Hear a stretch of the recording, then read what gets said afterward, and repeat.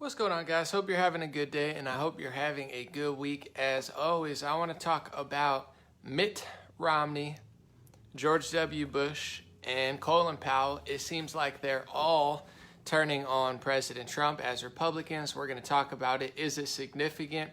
And actually why I'm glad they're doing it, because I'm not a fan of either of them, and it keeps showing more and more that, the president is not one of them. So it's not necessarily a bad thing. What's up, everybody? As people are coming in, I'm going to drink my coffee. And since you got to see, hold up. Yes, hold on. It's a little wrinkly, but look at got some Bob Ross. I'm going to play my song Bob Ross because I'm wearing this shirt, so. See what I'm saying? Yes, sir.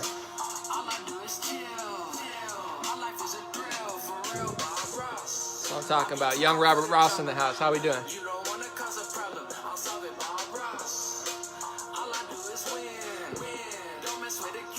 Yes, sir.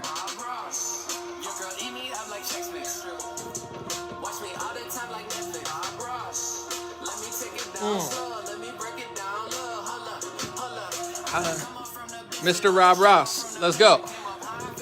How we doing? What's up, Cliff? God bless you.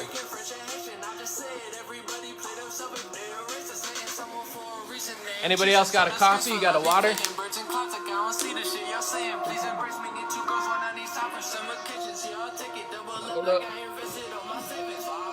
Uh-oh. Uh-oh. They didn't want your boy. Uh-oh. Uh-oh. All right. That's enough. If y'all weren't hip to the classic, that's my song Bob Ross. It's available wherever music is streaming. I don't even promote it. Most people don't even know I'm a rapper. It's already got 200, 300,000 streams. I don't know. I don't count because I don't really care. But young Robert Ross, I had to make a hood banger for the man Bob Ross. It's not for the whole family though. Everything I do isn't family friendly, so it's a party song. Viewer discretion advised. Let's hang out for a second and let's begin.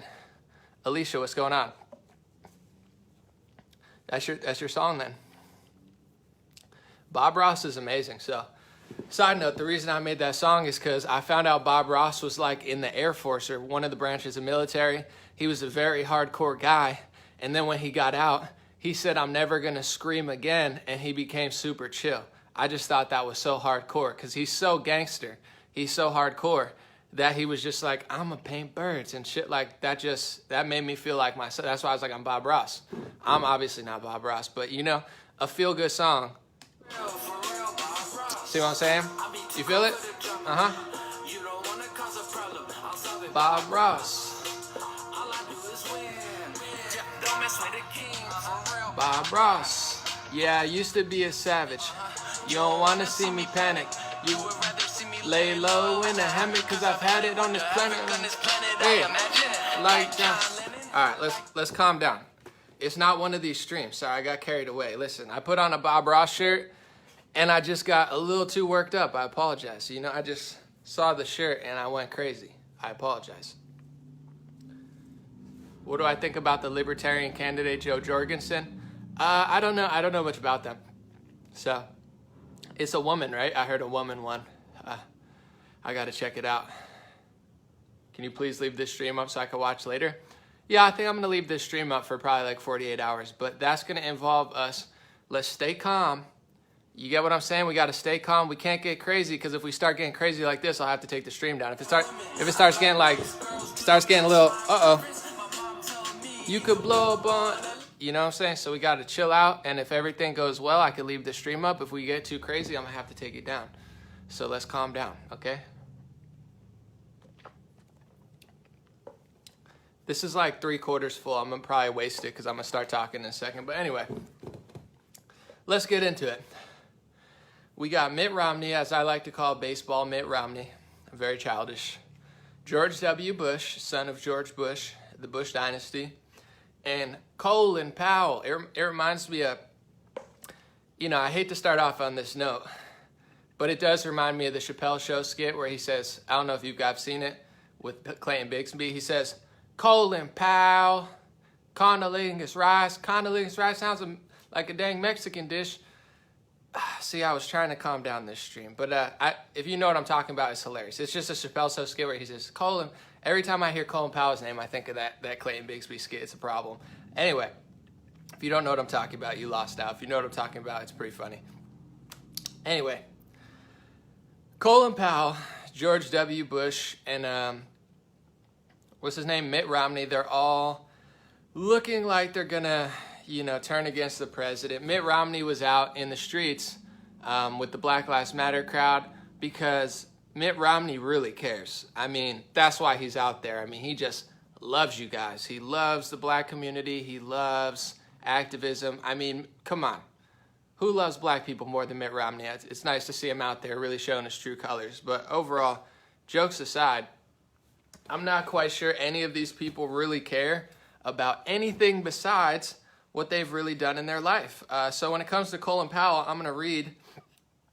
This is on Wikipedia for United Nations Security Council on Iraq War. If you don't know who Colin Powell was, Colin Powell was he's done a lot of things in his life, but he was National Security Advisor, at one point chairman of Joint Chiefs of Staff, and he worked for George W. Bush, a Republican. They made one of the biggest errors in modern history. I don't know if you guys paid attention in the last 20 years. You had George Bush after 9/11. He said, we got to go to Iraq. There's weapons of mass destruction. And we went to Iraq, and then all of a sudden, we're fighting Saddam Hussein. They told you on TV, they said, Bin Laden and Al-Qaeda did 9/11. And we're like, oh my God, that's terrible. Let's go get Bin Laden. And then they're like, yeah, remember Bin Laden? Let's go get Saddam Hussein. You're like, what does Saddam Hussein have to do with Bin Laden? They just kind of pulled the wool over people's eyes, went to the Middle East and started the agenda that they probably wanted to do much longer before that, and went after Iraq because they said there were weapons of mass destruction. This is a quote. It says, Security Powell alleged that Iraq was hiding weapons of mass destruction from inspectors and refusing to disarm. However, after the United States had invaded Iraq and overthrown Saddam Hussein, no weapons of mass destruction were found. This is a quote from Colin Powell, it seems like. It says, of course, I regret that a lot of it turned out to be wrong. So they lied to the American people using the mainstream media. I don't know if it was New York Times or Washington Post, but I believe they have since apologized. The same trusted news sources that tell you COVID-19, go march out in the streets, racism's more important than staying inside when it's this. Because these people are the same people, the same news organizations, the same experts, the same politicians, the same ones who have been deceiving the United States of America for the last 20 years. I don't know why people don't understand this yet, but when it comes to Colin Powell not supporting President Trump, who cares? He couldn't even support the truth during his own tenure in politics with George W. Bush, who was far, far worse than President Trump, and he was a lifelong, bureaucrat politician. His father was a politician. He was a politician. The Bush family is not the face of truth and love in the Republican Party. A lot of people consider them establishment. And news will make a big deal out of this, but apparently Colin Powell also supported Obama twice, and he supported Hillary Clinton. So he's always supported the establishment candidate. This is nothing new. President Trump said, I'm going to read his tweet, pretty solid. He said, Colin Powell, a real stiff who was very responsible for getting us into the disastrous Middle East wars, just announced he will be voting for another stiff, sleepy Joe Biden. Didn't Powell say that Iraq had weapons of mass destruction? They didn't, but we went off to war. So Trump was saying exactly what I'm saying, which is Colin Powell in the George Bush era, they're responsible for war in the Middle East, guys. The big thing people don't understand. I hate to say it, but I'm going to say it. Someone says, slow your roll, help me understand what I'm talking about. Guys, you got to watch it on half speed or something, or go back and watch it and study. I'm sorry, I can't slow down the whole operation because, it's going over your head. You got to look at this stuff. But anyway, a lot of these politicians, they're going to claim they care about Black Lives Matter. Guys, and Black lives do matter. They're going to claim they care about the Women's March. They're going to claim they care about your ethnicity or your religion one day of the year. But if you really study what they've been doing from the past 20 years since 9/11, it's been war. There's been an agenda in the Middle East. So overall, with President Trump, the thing that really ticks these people off is he didn't start the war that they wanted him to start. And we're going to go to George W. Bush. We're going to talk about some stuff Trump did. Defunding. All right, so I'm going to just look it up real quick. And George Bush is not going to support President Trump either. It's no surprise. There's a certain type of politician out there, guys. George Bush, Mitt Romney, Colin Powell, Barack Obama, John McCain. It doesn't matter. The two wings of the same bird. They have the same agenda. They're going to do the same stuff in the Middle East. They're not going to deviate. They're not going to challenge the CIA or the FBI or the Democratic Party or the Republican Party. They're going to be status quo politicians. That's why they all don't like him, because Trump is a free spirit. Even though he may be a little controlled sometimes, he's kind of out there and he just talks a lot and says whatever he thinks. Talks about the media, talks about war. We're going to get into that and why they don't like him. But with Mitt Romney, who cares what Mitt Romney thinks? I mean, he's the stiffest, lamest Republican I could think of, and he's not even really a Republican. Jimmy Dore talks about it, and a lot of progressives accurately. Obamacare, the socialist health care that everybody hated that Obama did, Mitt Romney helped orchestrate that. It was apparently an offsect of Romney Care. So Mr. Republican, freedom, was crafting what a lot of Republicans consider, left-wing healthcare. He was never your guy. Same with John McCain. These people were what you would call politicians that have a deeper agenda. When you see Trump get in office, what he did in Syria ticked off George Bush, ticked off Barack Obama. Mitt Romney was mad. John McCain flew to Syria, guys, flew to Syria to meet with opposition leaders on his own dime before he died. Why are they so upset outside of what you might think? What did Trump do in Syria that they probably would not have done? I'm going to read this. It's right on the New York Times. It says, of course, New York Times always blocks the articles. It says, behind the sudden death of $1 billion CIA war in Syria, 2017. New York Times, Trump ends covert aid to Syrian rebels to try to topple Assad. Report, Trump stopped arming anti-Assad rebels in Syria. I'm going to go click on the report. In Syria, you have to understand. Let's take it back to Iraq before I get into Syria. When George Bush was president, these type of Republicans, Colin Powell, they told you, I'll slow it down for whoever said I was going too fast. We'll slow it down.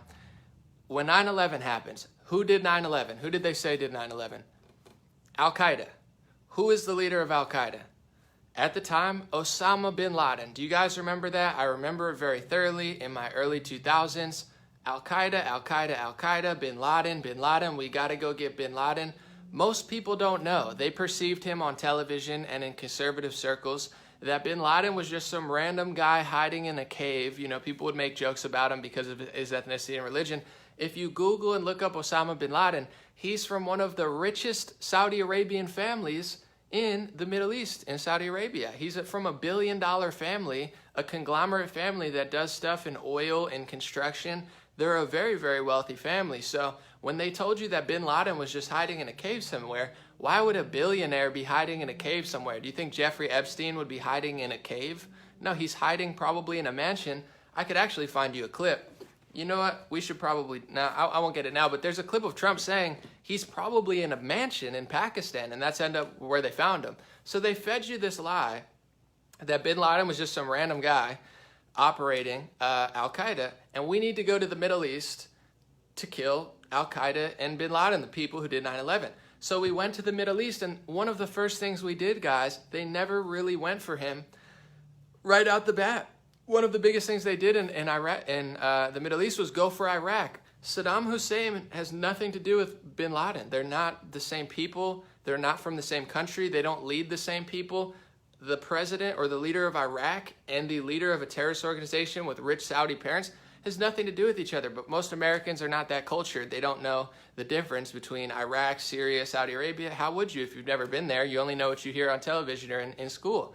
So one of the biggest deceptions of our time was telling people that they were going after Al-Qaeda and then immediately invading Iraq, saying they had weapons of mass destruction, killing a leader of Iraq, which obviously, no matter how bad they are, it's a pattern we're going to follow to Libya and Syria.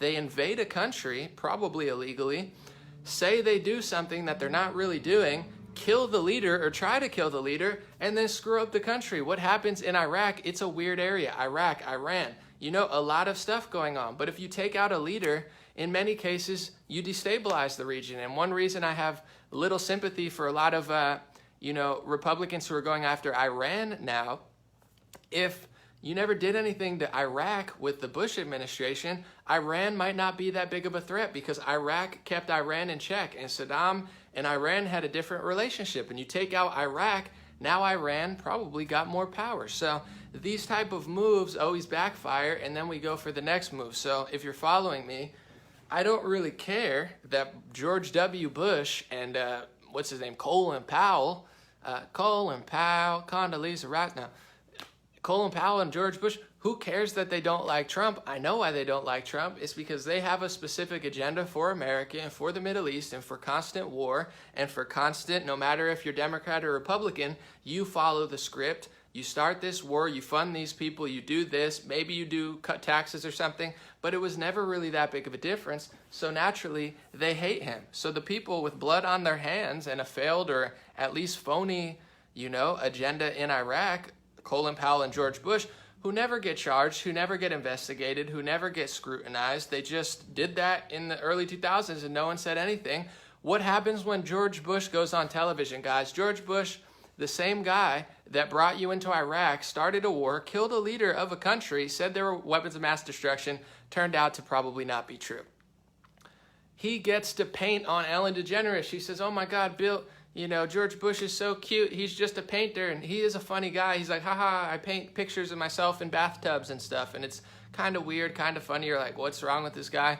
Ellen, that's the type of press George Bush gets. We don't have a real media, guys. We don't have real journalists. We have, if you support the establishment, if you're a George Bush, Mitt Romney, John McCain style person, you get promoted and covered up. Your crimes get covered up in the media. If you're a Donald Trump or a dissident on either side, you get attacked by the media. I mean, they softballed George Bush when he did one of the most questionable things in the Middle East. So who cares that he doesn't like Trump? We know who these people are.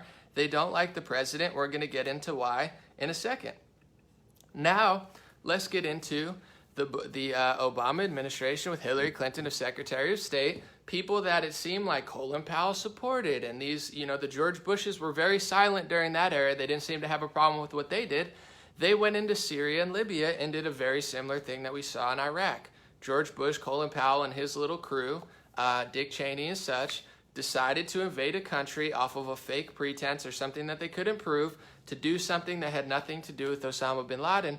They did a similar thing in Syria and Libya. They wanted to overthrow Bashir al-Assad, the leader of Syria, and Muammar Gaddafi, the leader of Libya. And in both areas, they screwed up the country massively. And the media never talked about it. Ellen never talked about it. You didn't hear anything about it from the celebrities. Nobody talked about it because they don't care. And it's disgusting because in Libya, you could look it up yourself, what they did when they killed Muammar Gaddafi, who was actually bringing his people out of the ashes and helping out a little bit in his own way, they turned it into a destabilized country where there was slavery and organ harvesting. Guys, Google Libya slave trade. That was the result of what Hillary Clinton and Barack Obama and those leaders during their administration, that's what they did to Libya. You heard nothing about it because Black Lives Matter doesn't matter to PSYOP political organizations that only care about generating votes towards the establishment candidate or inverting reality and destabilizing this country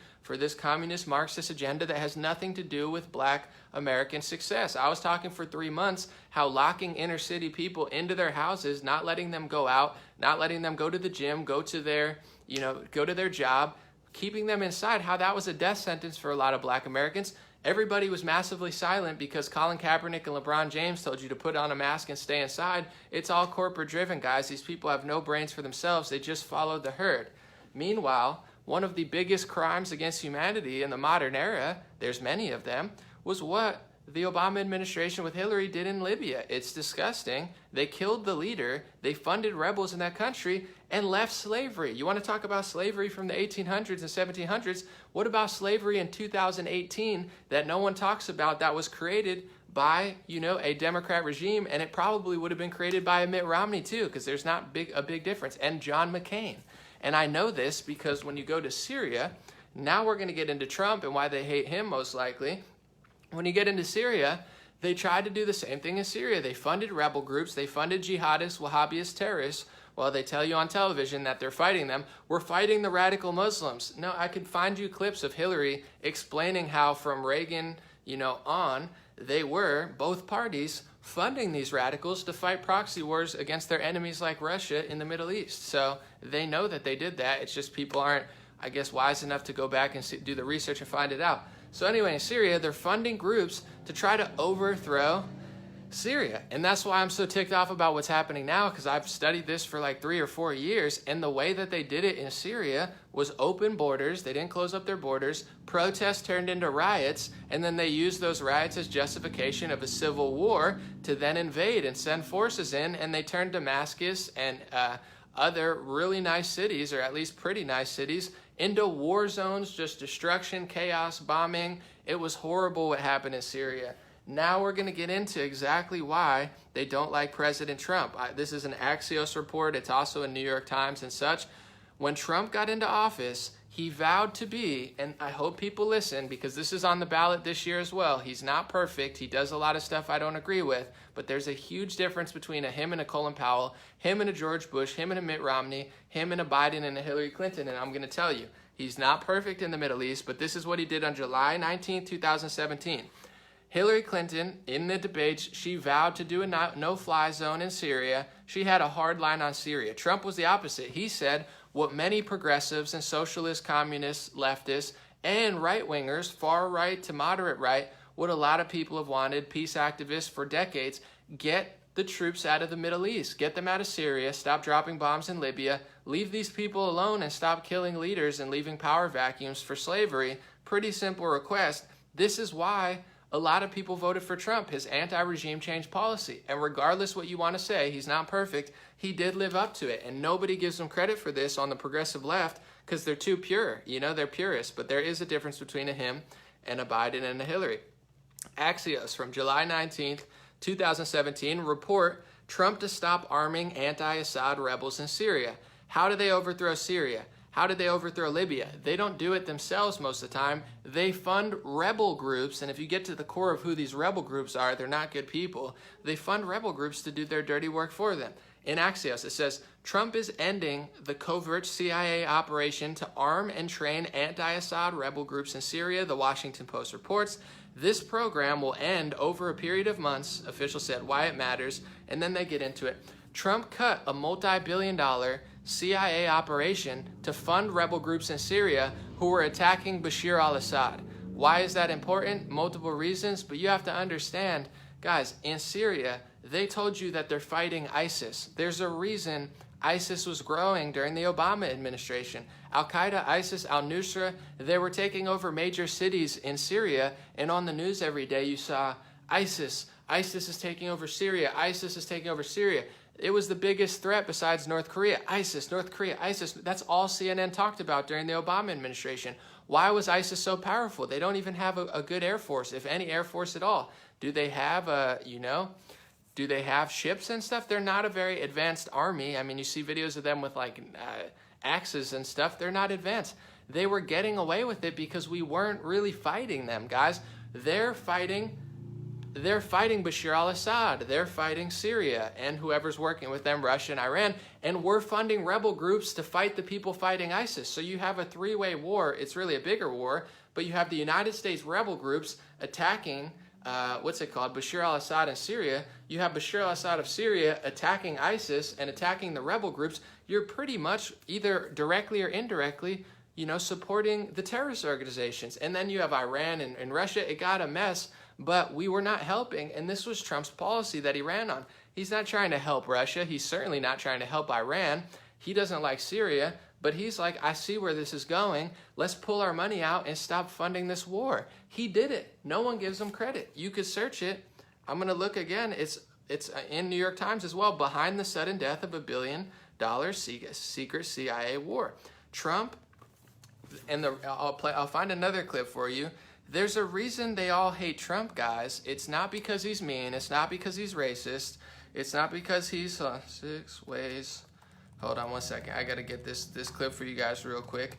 It's because he defies the Republican Party. He defies the Democrat Party. He'll defy the CIA and the FBI if he thinks it's the right thing to do. He'll stop the war. He'll stop the funding.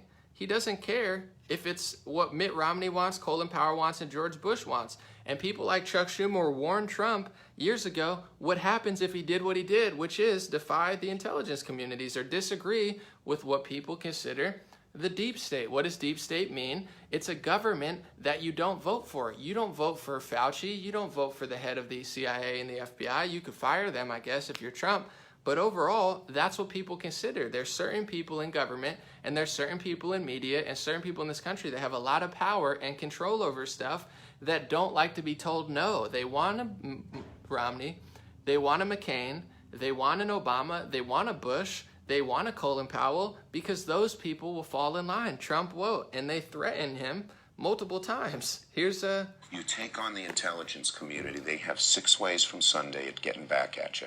So even for a practical, supposedly hard-nosed businessman, he's being really dumb to do this. What do you think the intelligence community would do if they were motivated? I don't know, but from what I am told, they are very upset with how he has treated them and talked about them.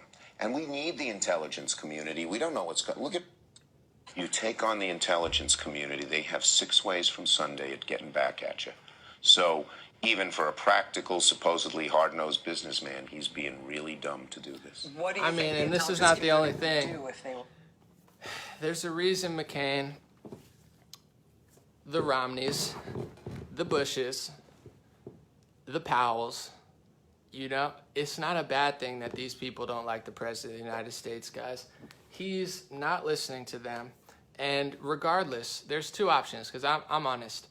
It could be WWE. It could be something like Trump's the fall guy, and he's just there to make everybody feel good about it as they continuously take over. He could be the fall guy. It could be WWE. But a very likely scenario is Trump is really loose. He's not as puppeted as them. He does things on the cuff. He switches decision. He stops wars. He stops funding. He makes deals with North Korea. They never wanted him to get along with North Korea. They wanted North Korea there to scare people with, and Trump gets along with them. He looks like The Office. He's sitting with Kim Jong-un smiling. They hate that. That's not bad. He got along with a dictator. That's good. Get along with Russia? Good. We don't want to be fighting everybody, guys. We don't want to be at war constantly. That's what he ran on, and he's still talking about it today. He still talks about the weapons of mass destruction, and I think, personally, that's what's really behind the Romneys and the Colin Powells and the Bushes. That's the real reason that they don't like him. There's certain things they agree with him on. Obviously, I don't think that they care about conservative politics as much as other people think they do. I think they have a certain war agenda for the world. And this is why, before I get to questions, and I'm going to answer your questions, this is why I'm so upset at a lot of people. Listen, I love black people. I love white people. I love Hispanic people. I love them so much. I want to get a little selfie on my Instagram, like me tying somebody's shoe and be like, look how not racist I am. I'm out here tying people's shoes. Lives matter to me. Jokes aside, I love everybody, but I know that these organizations are not who they say they are. I understand what they're doing. They're trying to lead people towards a certain politician, a certain politics. Of course, Mitt Romney's at the Black Lives Matter protest. He's trying to funnel people to Joe Biden because Joe Biden's part of the same establishment for him. Who are they trying to get people to vote for, guys? Democrats. Despite it being in a Democrat city, with a Democrat mayor, with a Democrat attorney general, that's where the crime happened, and then all the Democrat cities go crazy, they still find a way to blame Trump and Republicans. So of course Mitt Romney's going to be behind it, because it's not the real deal. It's not real activism. It's not to help black people. It's to start the war that they want to start. And if you follow what they do in the Middle East, and I actually have tweets from 2017 predicting them, I said, guys, how do they destabilize countries? How do they do it? I have literally 3 years ago, I said, protests turn into riots. This happens, that happens. They did it in Syria. They did it in Libya. And I said, don't be surprised if they do it here. And that's what they're doing, guys. They're throwing a fit, just like they tried to regime change Bashir al-Assad and kick him out of power, just like they successfully killed and regime changed Muammar Gaddafi in Libya and kicked him out of power. They want to kick President Trump out of power, and they're nonstop desperate to do it, guys. And they don't care what they don't do. They don't care if they shut down the economy for 4 months. They don't care if they destroy this country, if they smash 100,000 small businesses. They don't care if 20 people die in the process and you can't ever go to work again. These people clearly are sick. They don't care. And for the people who think this is crazy, they're like, no, you want to talk about privilege? That's American privilege to live such a nice life that you think it's not possible. Talk to people who live in Damascus. They had a beautiful area.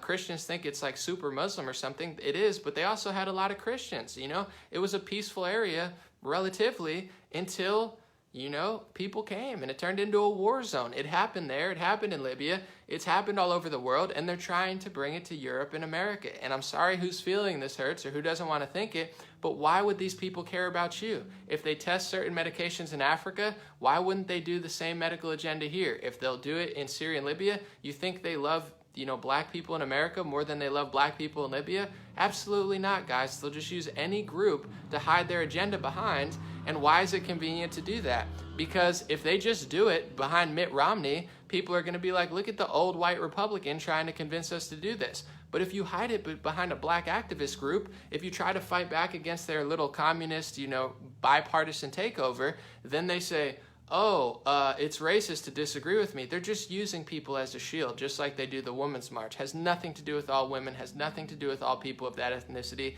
has everything to do with power and control of this country. And if you look at COVID-19, guys, I'm going to say this real quick, and then I'm going to get to questions. Where did COVID-19 hurt? Despite starting in Wuhan, China, most of China never shut down, guys. Wuhan shut down.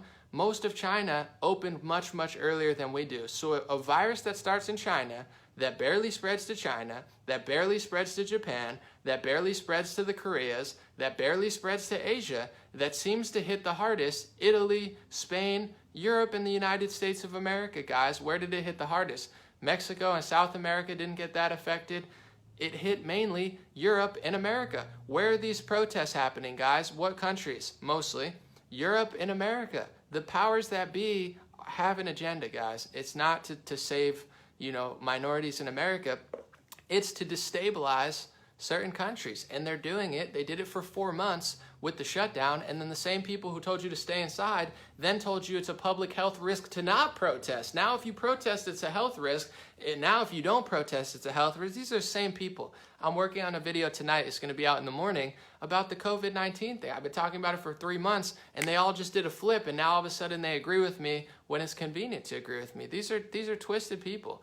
I'm not sure if they're really this dishonest or they believe themselves. I don't know anymore, but it's pretty wild. Let's get to some questions, and I'll probably play this clip real quick before we end, but there's a clip that kind of explains it as far as the brainwashing and how even at a certain point, people are so captivated by what they believe or what they were told to believe that they couldn't even understand real information when it's out. That's how controlled people are and how much they've got people that even if they're countered with authentic information that's provable and visible and they see it, they still have so many years of conditioning that they can't possibly even believe it. That's what I'm going to get to in a second. I'm pulling it up right now. Then I'm going to read questions right after this. So I played this yesterday on the live stream. It's only 2 minutes. I'm going to play it now. Then we're going to answer some questions. This is a different clip than I played the first time. United States, there will be no place for dissent in future Marxist-Leninist America. It's from like the 80s. You can get popular like Daniel Ellsberg and filthy rich like Jane Fonda for being dissident, for criticizing your Pentagon. In future, these people will be simply squashed like cockroaches. Nobody is going to pay them nothing for their beautiful, noble ideas of equality. This they don't understand, and it will be a greatest shock for them, of course. The demoralization process in the United States is basically completed already. For the last 25 years, actually it's overfulfilled because demoralization now reaches such areas where previously not even Comrade Andropov and all his experts would even dream of such a tremendous success. Most of it is done by Americans to Americans, thanks to lack of moral standards. As I mentioned before, exposure to true information does not matter anymore. A person who was demoralized is unable to assess true information. The facts tell nothing to him. Even if I shower him with information, with authentic proof, with documents, with pictures, even if I take him by force to the Soviet Union and show him concentration camp, he will refuse to believe it until he is going to receive a kick in his fat bottom. When a military boot crashes his balls, then he will understand, but not before that. That's the tragic of the situation of demoralization. So basically, America is stuck with demoralization. So if you want to see that full clip, guys, it's posted on the top of my Instagram right now. And then I'm going to answer questions. Go to instagram.com/dreamrare. That's my Instagram, @dreamrare. So if you have an Instagram, type it in your phone. DREAMRARE, Dream Rare. You can see that full clip. I actually have longer than I played on my last live stream. I have a good compilation of 14 minutes. He explains the 4-step process of destroying a nation: demoralization, destabilization. I don't remember the 4. It's crazy though, because it's from 1985 and it's just hitting home. Everything he said then is happening now, and it's probably 10 times more extreme than it was in 1985. Crazy, crazy stuff, guys. So overall, what did I think of the Lancet study? I'm going to do a whole video tomorrow. I just got a message. Someone said, great video, bro. I'm from Lebanon and I'm in the Middle East. Guys, people with small minds come here and they say, oh, anomaly, shut up, you know, blah, blah, blah, because they paid attention one day or something and posted a square. But we got such a powerful audience, guys. We got people from Lebanon. We got people from Syria. We got people from Israel. We got people from Palestine. We got people from Africa. We got people from South America. People all over the world know what time it is, okay? People who've lived through some of the stuff I'm talking about and seen it from a different angle in a different country. People outside of the media who know that there's not just racial tensions in America. They know they exist in India. They know they exist in South Africa. They know they exist in Nigeria. And they know they exist in South America. That's the type of audience we have here. So if you come here and you want something basic, it's not going to happen. Watch Sesame Street, okay? This is for the real boys and girls. And on that note, this is my email list. If you guys want to sign up, it's 100% free. It's stayintouchwithme.com. This is a good question I just saw. I'm going to answer that because I have to say this, and I know it's going to upset some people, but you have to listen to me. You don't have to believe me, but you should probably consider it because I know what I'm talking about. Someone asked me, did you see the Obama administration posted a picture of George Floyd in like 2019, 2018, 2017? So this is going to hurt people's feelings, but this is how Twitter works. And I mean, this is starting to become a problem in like, you know, truther circles. So if you look on Obama's Twitter, the Obama administration, there's old articles from 2017 that have a picture of George Floyd on it. But here's the thing, guys, Twitter used to not update. It's called dynamic thumbnails. Twitter used to not update thumbnails. So if you had a thumbnail and you posted it, it doesn't change. That's how Twitter used to work. Now, Twitter has dynamic thumbnails. So the Obama administration did not post a George Floyd picture in 2017 and 2018.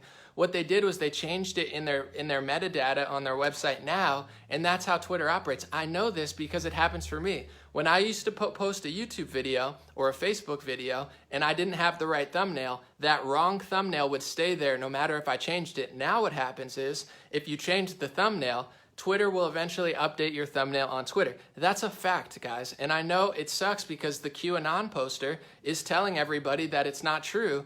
And now people, because they think he's like Jesus Christ, they're like, no, QAnon told me that it's not true. And he had not, guys, it's fake. That's wrong. So I don't care if Trump says it, QAnon says it, I say it, you say it.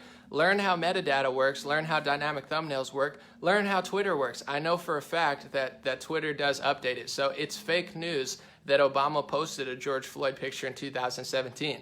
What happened was he posted a link to his website in 2017, and Twitter now updates thumbnails to update to what the new thumbnail is, and it does it back in time. I know this because I post on the internet 12 hours a day, guys, and it happens for me too. So this idea that, I mean, all the QAnoners want to believe it because Q said it, it's just, that's totally wrong. I don't care. It's like, even if QAnon was Trump or Bannon or whoever, it doesn't mean they know everything under the sun, guys. You think Trump and Bannon know how the internet works better than people who've worked on the internet for 10 years? So people are getting caught up over that. And that's a problem in the truther community. They like to attach on things that don't matter. They'll talk about something for 2 weeks that's irrelevant. There's so much going on. There's so much real deception. There's so much weird stuff around this event.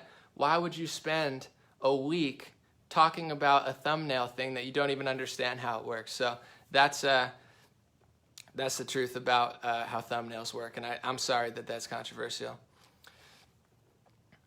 Someone said, that's correct, it's a link. Yeah, it didn't used to work that way, though. Twitter used to make it freeze so your old thumbnails wouldn't change. They've changed the formatting and the coding on Twitter. I know because I have videos I posted 3 months ago with the wrong thumbnail. They've since updated, and it's a new feature. It's newer, in the last year or so.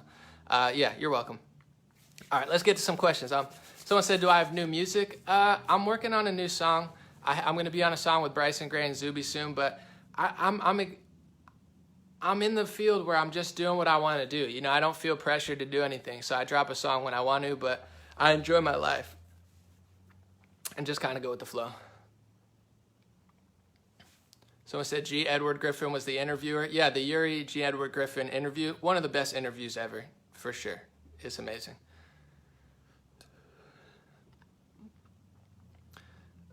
Let's see. Someone said, I kind of figured that was the case when I saw someone post it. Yeah, but that's the problem with certain truthers. And I told people this earlier, and I've had friends of mine get mad at me and like threaten me, like weird stuff over all this. I'm like, guys, I believe in the big picture, but they get caught in these little side events all the time. And it's very, you know, it's very time consuming. And it's a waste of time because it leads to nowhere. You know, you got to watch when you're into truth things. Don't just get caught in dead ends all the time. That's what people do. And they just like, it's like groupthink. It's weird, but whatever. So I said, what do you think about the Minneapolis police disbanding the police force? I mean, this is the direction that they're going. It's unfortunate, and I don't think people understand psychology and how the herd works. If you post a black square, they're going to say you shouldn't have posted a black square because now you're blocking black voices. If you don't post a black square, they're going to say you're racist. Guys, this is communist, Marxist, groupthink ideology hiding itself behind black activism. You're never going to win. You're never going to do enough. The Democratic Party is screwed. If they don't disband the police now, they're going to get booed. Like Jacob Frey, he got booed. This is the future of every Democrat, guys. Their voter base is categorically insane, and they're off the rails, and they're the type of people that have no self-accountability and self-awareness. They've told certain genders, they've told certain races, they've told everybody that you don't have to do this, don't have self-accountability, don't have self-awareness, don't have self-responsibility. The whole world is going to bow down to you, so now they're going to have to bow down to these people. Dissolve the police force. If they don't dissolve the police force, then they're going to get kicked out of office, and they'll vote somebody in. Guys, they're screwed. Either people are going to wake up and vote conservative. Not saying Republicans are perfect. A lot of them are sneaks. But overall, it's now getting to the point, like, do you want a fake Republican who's, like, kind of stiff and does half the right thing? Or do you want a Democrat that has to bow to the social justice mob, dissolve the police force, not defund it like New York and LA? They're talking about completely eradicating the police force. Who's going to do human trafficking? Who's going to stop robbers? Do you think that people don't do stuff in this world? They're in for a rude awakening. I would say if you're in a city like that, you know, either defend yourself or consider moving. I'm not, you know, I hate to be an alarmist, but how this psychology of what they're doing, it's deeper than left or right. It's deeper than red or blue. It's deeper than black and white. It's what happens when you think this way. They don't have a spine. They don't have what Obama even had in 2008, which was like, hey, I'm the president. I have to deport people because we have laws. If I'm the president and I don't believe in the law, then who's going to believe in the law? They don't think that way anymore. It's a race to the bottom. And that's the type of stuff that Candace says that people don't want to listen to. Outside of what she says, outside of the scary parts of it or the mean parts of it, it's basic psychology. Are you going to achieve greatness? Are you going to not be the victim? Or are you going to do a race to the bottom? Are you going to make excuses for the people who aren't right all the time because of certain things out of their control? Guys, this is where they're headed.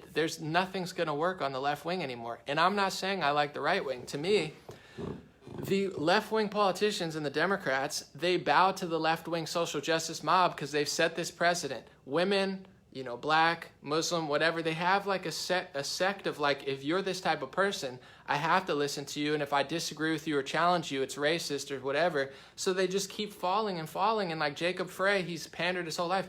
You know, they just keep lowering. And on the right, you have Republican politicians, even they slide left because the left wing owns the culture. The media, entertainment, sports, it's all liberal. So the culture is dominated by not the right, so they swing left-wing politicians further left, and Republicans just slide left. There needs to be people like Kanye, Candace, and others who just say, no, I'm not sliding. You know, enough is enough, where it's like, God bless you, God bless your family, but I'm not playing these games. So Minneapolis is in for a rude awakening. It's pretty crazy.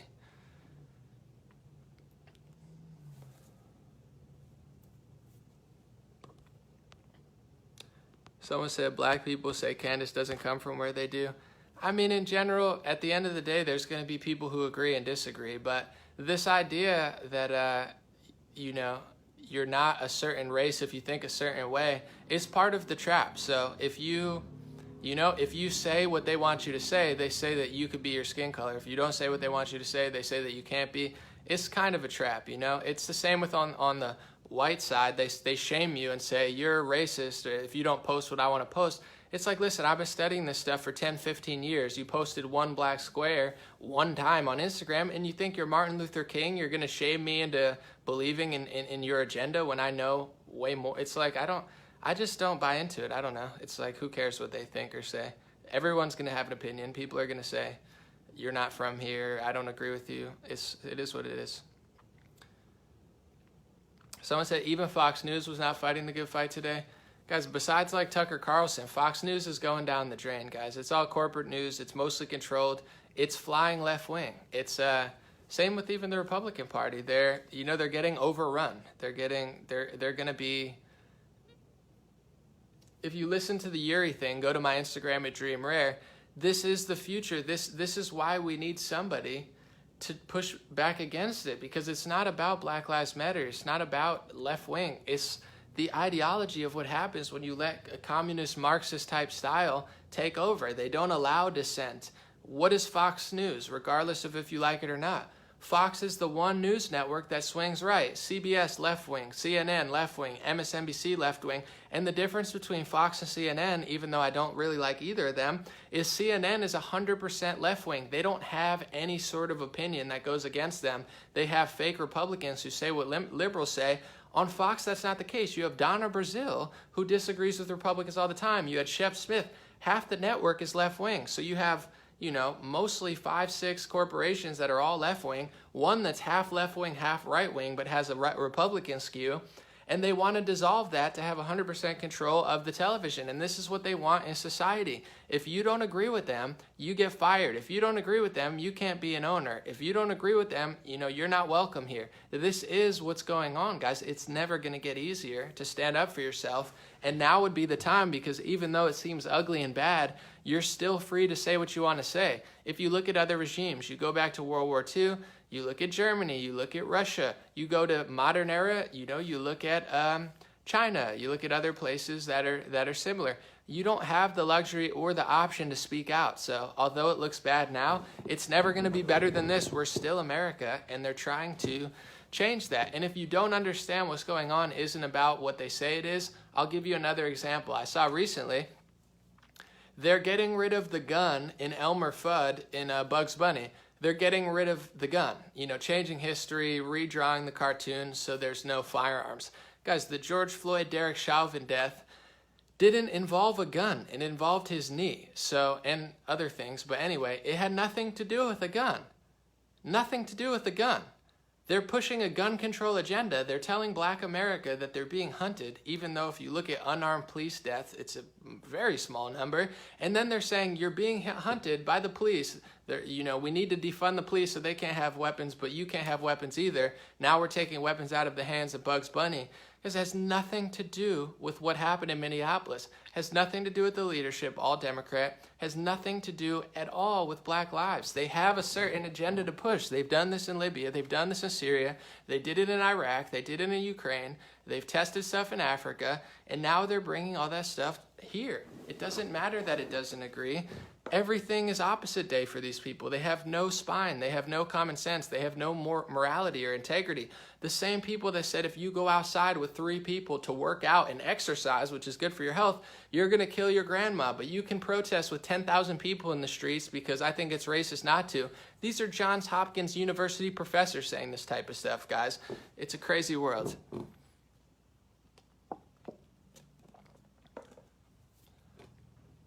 Someone talked about the Obama post. I talked about it earlier, guys. It's fake news. It's called dynamic.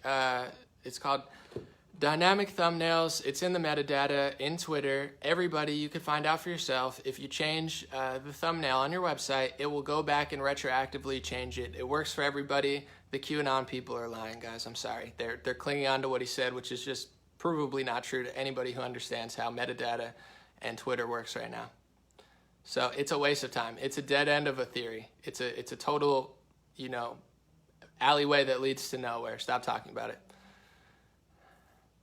Someone said, do you think this, I mean, that it's suspicious, guys. There's a lot of suspicious stuff with it. I mean, in general, if I was the investigator, there's a lot of weird stuff with it. They knew each other. They worked at the same bar, for a little bit of time, a couple months or something. So I'm sure they knew each other.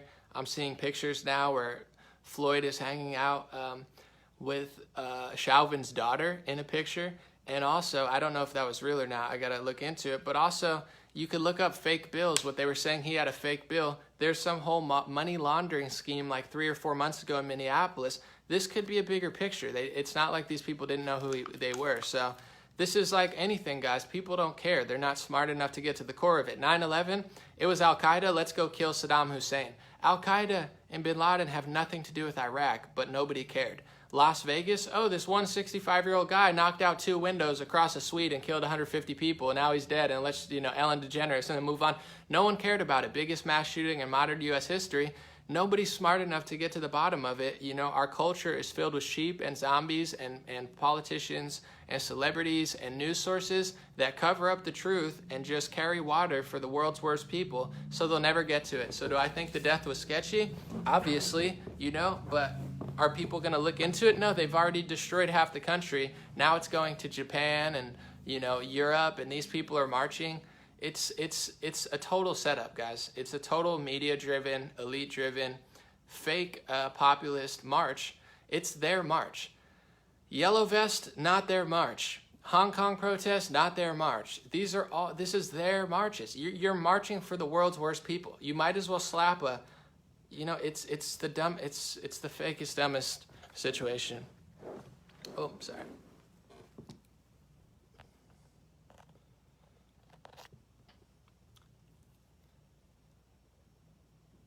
All right.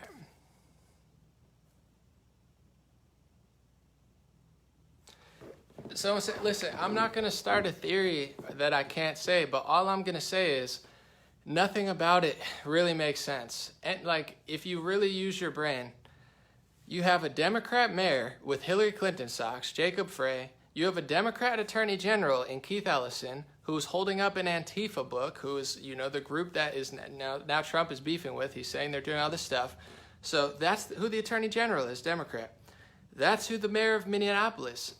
These people knew each other, The video was crazy, And now people are marching in the streets trying to dissolve the police force and vote for Democrats. Nothing about this makes sense, guys. Nothing.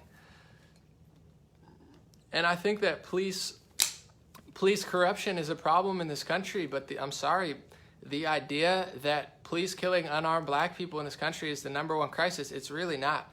Last year, they estimate between 9 and 15 people died from the police, unarmed black people. Guys, icicles kill as many people a year.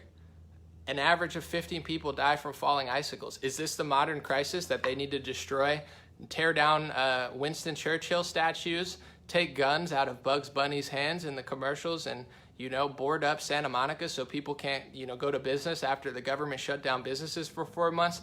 This is a total same thing with COVID. But I said this for 3 months. Once I got all the data, I read the facts. I read the Lancet studies. I read the Johns Hopkins studies. I read worldmeters.info. It never made sense, guys. And I'm one of 5 people who actually did 10 videos explaining with the facts, with the data, with the government data. And I showed you the death rate is lower. I said it in March that the death rate was not what they said it was. Why? Because I'm not a moron. I understand if you have confirmed cases and amount of deaths, and you get the death rate from that, most people are not getting tested. Tests don't exist. A lot of people are asymptomatic. That number was never right, and it was provable since March. Nobody cared. Most conservatives did nothing. They waited 3 months and said, oh, no, it's okay, I'm going to do it. The economy slowed down. People's businesses slowed down. They kept everyone home, and then as soon as everybody was going to go back to work, they found another reason to keep everybody home and to destroy more businesses. These are two, situations on top of each other. PSYOP, psychological operation. And somebody might say that's a theory. I'm going to read what the word means because most people don't even know what the word means. I'm going to read it right now. A psychological operation, a PSYOP, are operations to convey selected information and indicators to audience to influence their emotions, motives, and objective reasoning, and ultimately the behavior of governments, organizations, groups, and individuals. So next time people say you're crazy for saying the word PSYOP, send them to Wikipedia or any definition site. This is what PSYOP means. I'm going to read it again. A psychological operation are operations to convey selected information. What did they do with COVID-19? They gave you selected information. Kids are dying. 1 in a million kids are dying. Kids are dying. This is happening. Selected information. They didn't give you the real death rate. They didn't give you the real confirmed case rate. They didn't give you real anything. They were lying the entire time, and I proved it with their own stats. PSYOP is an operation that conveys selected information and indicators to audience to influence their emotions, motives, and objective reasoning, and ultimately the behavior of governments, organizations, groups, and individuals. So what was COVID-19? I'm not pulling a David Icke and saying the virus wasn't real, but the whole media structure behind it, the whole way they portrayed it, the whole way that they talked about it, the whole way that they directed people with stickers on the ground, it is by definition a psychological operation.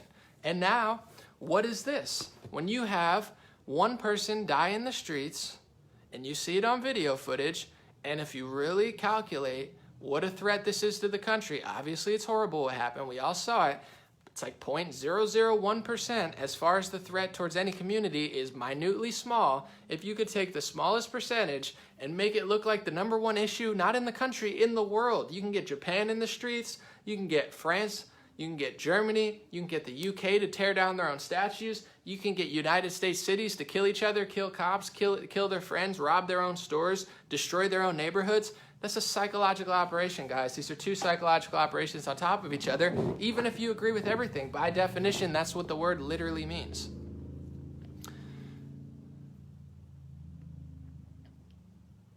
All right, I'll hang out for a few more minutes. Thank you guys for being here. Well, we got 10,000 people. That's crazy. Someone said, I want to know what Barr's doing to get to the bottom of this. Who knows? Someone said the NFL changed his view. Guys, it's not going to get any easier than right now. They constantly just go further and further. And if you understand the game they're playing, they're never going to stop. So overall, I explained before, listen, I have compassion, I have empathy, I have sympathy, I have all that stuff. I love people. However, in this country, outside of COVID-19, outside of Minneapolis, 2 to 3 million people die every year. When it comes to car accidents, murder, this type of stuff, you add up all these crazy things, you're talking about millions of people every year. If all it takes is one of these situations to frame it a certain way, to push an agenda, they're never going to stop, guys. It didn't involve a gun. They're pushing gun control. There's not even a gun in this situation, guys, and they're still pushing their agenda. So whether it's the Denver Broncos, the NFL, all these corporations, all these media companies, they're coming for everything, guys. They're going to make it harder and harder and harder for you to disagree. It's going to take some real leadership. It's going to take some real, it's going to take some real organization. It might take some boycotting and, not supporting people who do that type of stuff. So I don't know. We'll see. But as far as what they're doing, they don't need anything. Like I could throw a fit every day off of events, but that's not how we operate. But they do it once or twice every 4 years when it's an election season or when it's politically convenient. No matter what happens, they'll ignore 100 times when somebody with a gun saves a person live and then wait for the event where one happens, or an event like this where there was no gun involved, and they'll still push that agenda. They don't need the truth. They're not operating off the truth. They're not operating off evidence. They're not operating off common sense. They're not operating off reality. They're not operating off of like finding a real solution. They're operating off of, we're going to do what we want to do and figure out every single way to march forward regardless of what happens. We'll see what Trump has in store. Him and Bill Barr, like you said, they need to have some sauce. If not, someone said, did you see Lindsey Graham's going to testify to the FBI?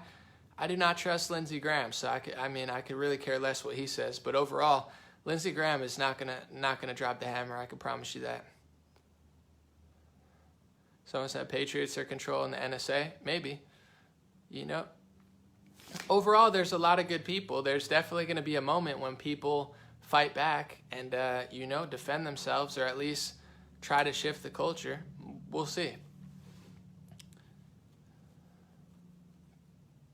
Why do so many people ignore the truth or argue the truth? I mean, listen to the Yuri Bezmenov video. Go to my Instagram at instagram.com/dreamrare, DREAMRARE, or you could search it. Yuri kind of explains it. You know, it's one of the best interviews ever. There's a way, and this goes back even before he was talking about, one of the most famous experiments is called Pavlov's dog. What they did was they rung a bell and fed the dog. They rung a bell, they fed the dog. They rung a bell, they fed the dog. And eventually they'd ring a bell with no food and the dog would drool. This was a revolutionary experiment, I believe. It was one of the first times they proved conditioning. You can condition even an animal that's dumb to, I'm not going to say dogs are dumb, but you get what I'm saying. You can condition an animal, stimuli, bang, and then think that there's going to be food. They conditioned human beings, guys. They fill them with information. They fill them with certain ways of thinking. They understand how the human psychology. This world, this country, our intelligence agencies, Germany's intelligence agencies, the KGB in Russia, Chinese brilliant people. These are not dumb people, guys. They're not out in the signs with Black Lives Matter signs. I'm sorry, they're just not. I'm not saying that's dumb. I'm just saying in general, the people pulling the strings, they've been studying psychology for hundreds of years. Why? If you can control somebody's mind, you can control what they do, who they vote for, what they eat, what they drink. You can make people go in the street. You don't have to invade a country if you can control somebody's mind. The most expensive and important real estate in the world is not an area. It's your brain. It's the collective consciousness of the masses. That's why Jeff Bezos bought Washington Post. Why does he need a newspaper? If you can control a newspaper, you can control one of the biggest newspapers in the country. You can control the flow of information, and you can have an influence on the people. This is what they're doing.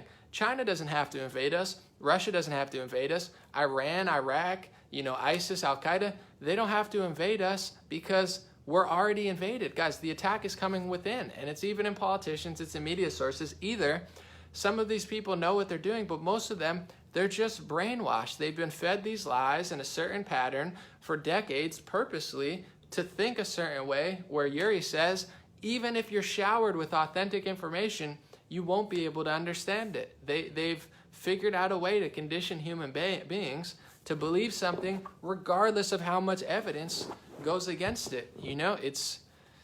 It's been going on for a long time. So why can't people understand? I think that has a lot to do with it. And people think this stuff isn't happening.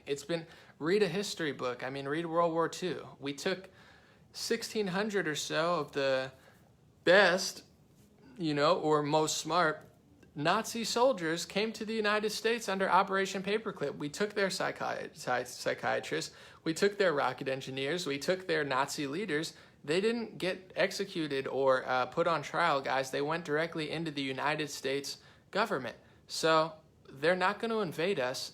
No country needs to invade us. They already have in multiple ways, but also it's all mind control. So you look at communist China, they're supporting the Black Lives Matter protests. You look at George Bush, you look at Mitt Romney, people who never cared about black people. Why do they hate Kanye West? Because he was right about two things, guys. Kanye West said during George Bush's era, George Bush doesn't care about black people. Do you guys remember that? He went on television on a telethon after Katrina, and he said George Bush doesn't care about black people. He got a lot of backlash. He was right. And then he said that Trump is not that bad. He was right. Both times they got mad at him because George Bush was the puppet and Trump is not the puppet. So Kanye was ahead of his time when nobody besides the Dixie Chicks were saying anything. And now, he's ahead of his time again, and they hate that.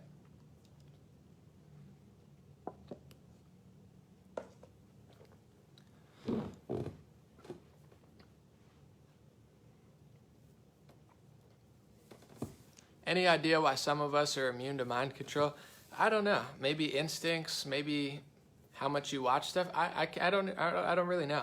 I think on a spiritual level, I'm sure some of it has to do with intelligence, but on a spiritual level, I think it takes a lot for a person to drop the ego. I think it takes a lot for somebody to drop their stubbornness. It's good to be strong. It's good to be, defend yourself. But you become wise when you understand you don't know everything. If you think you know everything, you never learn. If you're wise enough to know that you don't know everything, you can learn. If you're wise enough to believe something, like obviously I come here and I say the president, he's not a puppet. But I also say, there's a chance that it's WWE. Maybe he's the fall guy. I consider that. You get what I'm saying? I'm not too headstrong. So, I think there's people who it takes a lot to like drop your pride and drop your ego and consider that your life is wrong, or what you were thinking was wrong. 4 years ago, I used to watch Leonardo DiCaprio environmental movies, and I was like, Leonardo DiCaprio's the truth, And then I found out new information. I realized who the United Nations were and what they were doing, and I was like, this stuff's not what I thought it was. So I guess some people are able to admit they were wrong and learn new information, and some people can't. I don't know exactly why, but Jess said, why are so many sheeple willing to comply and give up their rights? It's a lot of conditioning, and now with social media, it's even crazier than the TV. People used to watch TV for 4 hours a day. Now people are on their phone for 10, 12 hours a day. So now you have Facebook, Google, Twitter, YouTube, all these companies, all these people are Snapchat, glued to their screen, and now the screen gives them information. They log into Instagram, it says, hey, show up at this apartment. So this is what these people want. They understand. Has nothing to do with Black Lives Matter, has nothing to do with the Women's March. The people in power, look at a place like China. They have a techno-communist state. It's communism combined with insane amount of technology. It's the same with here. We have all this technology. This is an easy way to control people. So I'm sure they don't like what the president's doing. He's ruining a lot of their plans, and I think that they, they want to get him out of the way. He's too loud. He's too loose. He's too, even if he doesn't do anything, and this is the thing, a lot of people think Trump is a puppet. Even if he doesn't do anything, besides getting judges in who aren't crazy, he also talked against the media.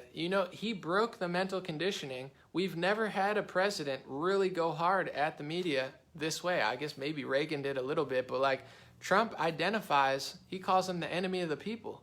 It's a little harsh, but not really. I would say the worst influence in this country is mass media, and now the education system that is, becoming a force of just total mind control. I mean, they're just filling the minds, and they're very intolerant to anybody changing what they're saying or anybody fighting against them. It's getting progressively worse. So I think that element that he called that out is pretty powerful. Someone said, do you express your opinions in public life, in real life? How's that working out with you? I mean, if I'm doing it on a live stream with 9,000 people and it's going to get 300,000 views, you could assume that most people know how I feel. So it's not like I'm hiding it on the internet. I only show my views on the internet. No one knows how I feel. My videos have gotten 400 million views. People know how I feel, I would think, by the millions. I mean, I talk about it in public life, yeah, but the thing is, I do this so often when I hang out with my friends or I'm in public life. I enjoy going to the beach. I enjoy doing things. So I don't, I don't want to talk about it 24/7. I like to take breaks and be a real human being sometimes. So yeah, I talk about it in person. I don't hide my views, but I would think that how could I possibly hide my views? I do it for a career, and it's all over the internet. I don't think anybody I'm friends with doesn't know how I feel. They've seen it on Instagram every single day for the last 4 years. Someone said, I'm a teacher and I'm disgusted how the education system's garbage. Yeah, it's nuts. Hakan, thank you so much. I appreciate you. Thank you, Anna. I'll be here for the country. Don't worry. Someone said the cop was at the club for 17 years. Floyd only worked for a year or so. No, for sure, but still, a year? You work at a place with somebody for a year? I think they knew each other.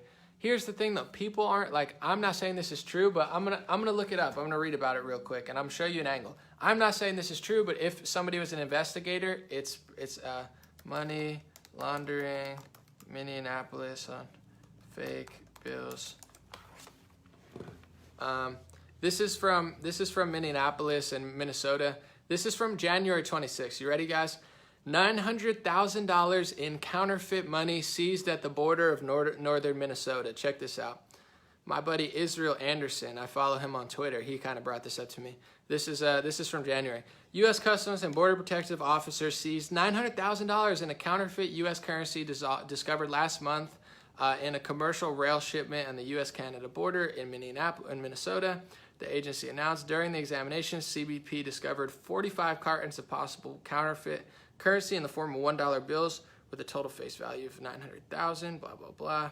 There was a big bust with counterfeit bills in Minnesota. I don't know. But the fact that they both worked at a nightclub, that seemed to be what the holdup was. I don't know if it's related. It probably isn't, but I don't know. If you know somebody for a year or work with them for a year, you think they don't know each other. But people aren't honest enough to figure that out. If a black cop kills a white person, do we immediately say the black cop killed the white guy because of racism? No one would think that. We would investigate it. Did he say, F you, whitey? Then, yeah, he did. If he didn't, maybe it was just a bad situation. So with Derek Chauvin, maybe they knew each other. Maybe they had personal beef. Maybe he did it because of a race reason, but most likely it had nothing to do with the race of the guy's color. He was just a bad person or a bad cop, or they had a personal beef or something. You know, but nobody's smart or honest enough to figure that out and get to the core, because these people don't want to get to the core, just like they don't want to solve anything, guys. They're trying to push an agenda that has nothing to do with it. Why else? You're going to dissolve the police force and take guns out of Elmer Fudd's hand because a cop killed somebody and didn't use a gun? It has nothing to do with a gun. The Democratic Party is so crafty, guys. They're geniuses of branding. Black Lives Matter, Women's March, anti-fascist. They put a name that you can't possibly disagree with and then do the opposite of what their name says. So if you punch against it, it's like a shield. It's like having a car and putting women and children in a cage on the front of it. So if you shoot at the car, now you're hitting women and children. These people know what they're doing, guys. They're using these vulnerable groups as a shield to push an agenda that has nothing to do with the vulnerable groups. Because if it was just Joe Biden and Mitt Romney saying it, nobody would believe it. But if you put black people to the front of it, now if you fight against their agenda, you're fighting the people in front of it, which you're not, but that's how they think. That's what they do.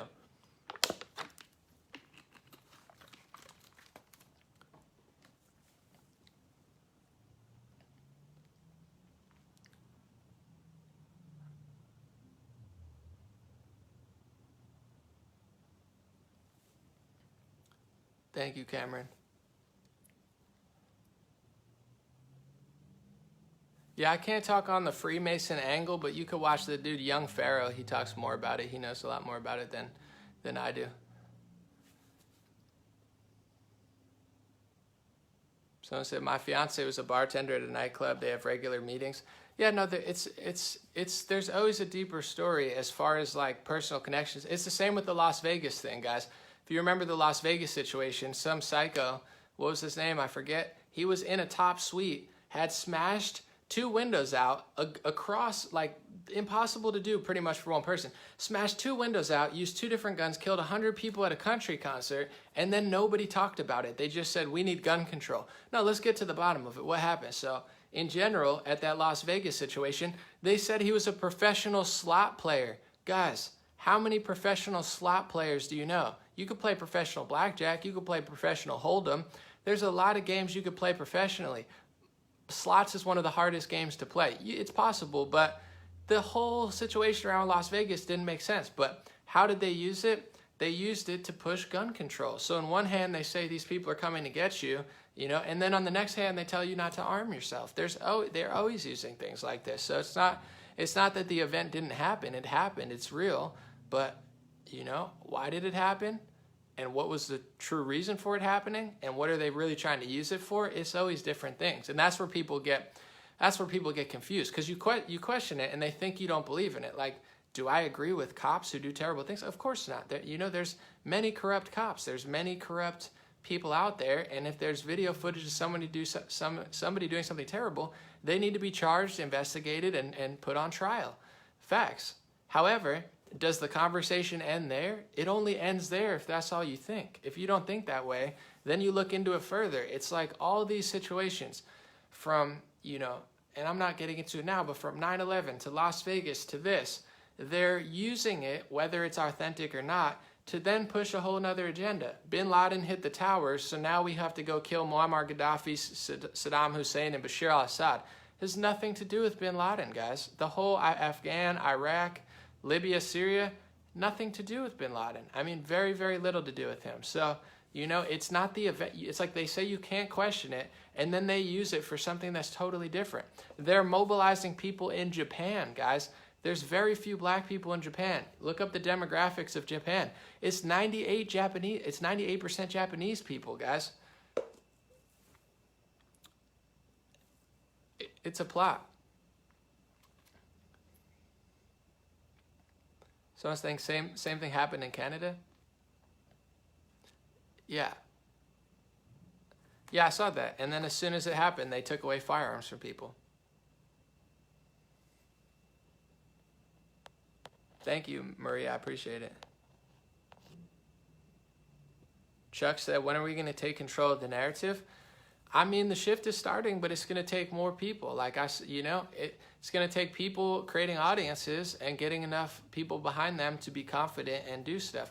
There's a lot of people creating big audiences right now. You know, there's definitely people, and then there's not. So it's going to, I don't know, on every level, people just have to be confident and be strong and be honest and figure out the way to message it. I think the Democratic Party controls the culture because Republicans are not good at messaging, and conservatives have lost the culture war. They've lost music, they've lost entertainment, they've lost television, they've lost, you know, everything. You know, the culture has been just lost by conservatives. You can't just blame liberals. It's not that liberals just stole it, it's that conservatives dropped the ball, you know? So I think, you know, if you don't believe in victim mentality, you can't play the victim and say, oh, the liberals stole my culture. No, you lost it, because there's not enough prominent voices out there that have a strong, accurate message and really know how to talk to people in the right way, or strong enough to disagree with it. So, you know, the messaging is not great.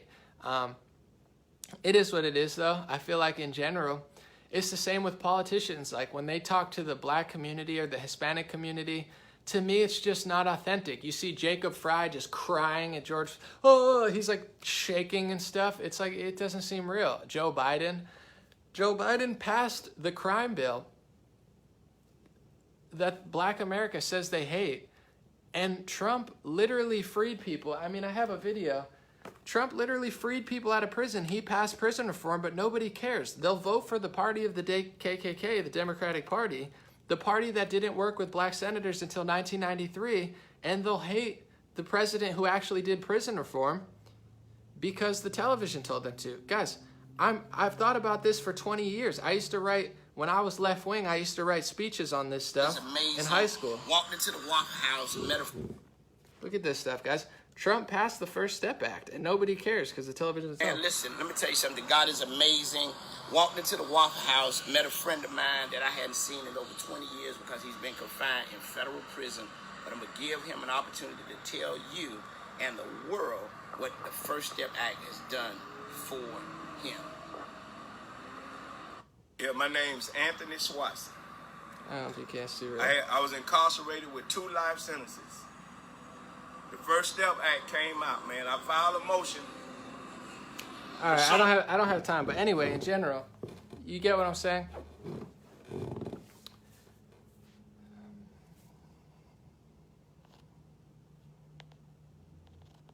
But they got to figure out a way to communicate, you know, without pandering too. As far as like politicians are too pandery, I think they try too hard to reach the black and Hispanic community. You know, they try their best, I guess, but I just find it so inauthentic. To me, I just think keeping it real is the best way to go. I don't know. I feel like it's a little demeaning sometimes to like super sugar game. All right, let me see. Thank you, Connor. I appreciate it. Tara, this is a good question. Tara said, what convinced you to change from being left to right? All right, or from the left. So let me just get into my history real quick for people who don't know. When I started rapping in 2008, I wasn't rapping. I'm not a Democrat. I thought the whole system was corrupt. I just thought Bill O'Reilly and Fox News was the worst, and I didn't really think much of it. Obama, half black, smokes weed, cool guy, whatever. That's as far as I was thinking. I was never a Democrat, but I did lean left on a lot of issues. But I was never I was never into politics. I was into like 9/11, Bin Laden. Like, I was thinking conspiracy stuff at a young age. So I already knew I was talking about the Rothschild, Freemasons, stuff like that. That's what I was interested in from a young age. So I was rapping about that stuff. You could find songs of mine, rap songs from 2009, talking about this stuff, sampling people. Like, I was on that level very early. So in 2016, I thought Bernie Sanders was outside the system. He wasn't a Democrat. He wasn't a Republican. So I just thought that Bernie Sanders was going to destroy the system. You know, that was kind of my thought of it. So I got pulled into that for a while, and I wasn't old enough to really understand healthcare. I didn't understand taxes. I didn't understand big government. I wasn't experienced enough to really understand that. So with Bernie, it was never his policies that really appealed to me. It was Bernie Sanders' outsider. Like, he's not Hillary Clinton. I knew how wicked, establishment politicians were. So I thought that Bernie Sanders was really going to fight her. And to be fair, a lot of conservatives, although they hated Bernie, they respected him, because if you listen to old videos of Bernie Sanders, until he dropped out, he actually had some things to say. You know, he wasn't a total liar. Once he lost, he just turned into a total liar. So that was kind of my intro. And then once Trump won, you know, I started listening to him, not what people said about him, listen to him. And this is what you have to do, guys. If you want to get through, don't listen to what I say about somebody or what someone else. Listen to that person. They always demonize the best people. They don't want. So I listen to Trump, and he starts talking about the Iraq war. He starts talking about Syria. He starts talking about, I'm like, oh, wow. He's talking like Alex Jones. He's talking like, I'm not saying he's exactly like Alex Jones, but he's talking deep down the rabbit hole. That's when I started realizing Trump might not be who they said he was, because I've never seen a politician talk like Trump talked. Trump's worst day. He's better than every politician on his worst day. So then he won. And then I turned 27 or 26, whatever it is. I start learning about healthcare. And then I realize what the Democrats are trying to do with my healthcare. They're just stealing my money, guys. $4,000 a year, $5,000 a year. I'm making a small business, $600, $1,000, gas prices, $3, $4, rent prices, $3,000. So I'm starting to learn. I'm like, wow, the Democrats, they talk a lot.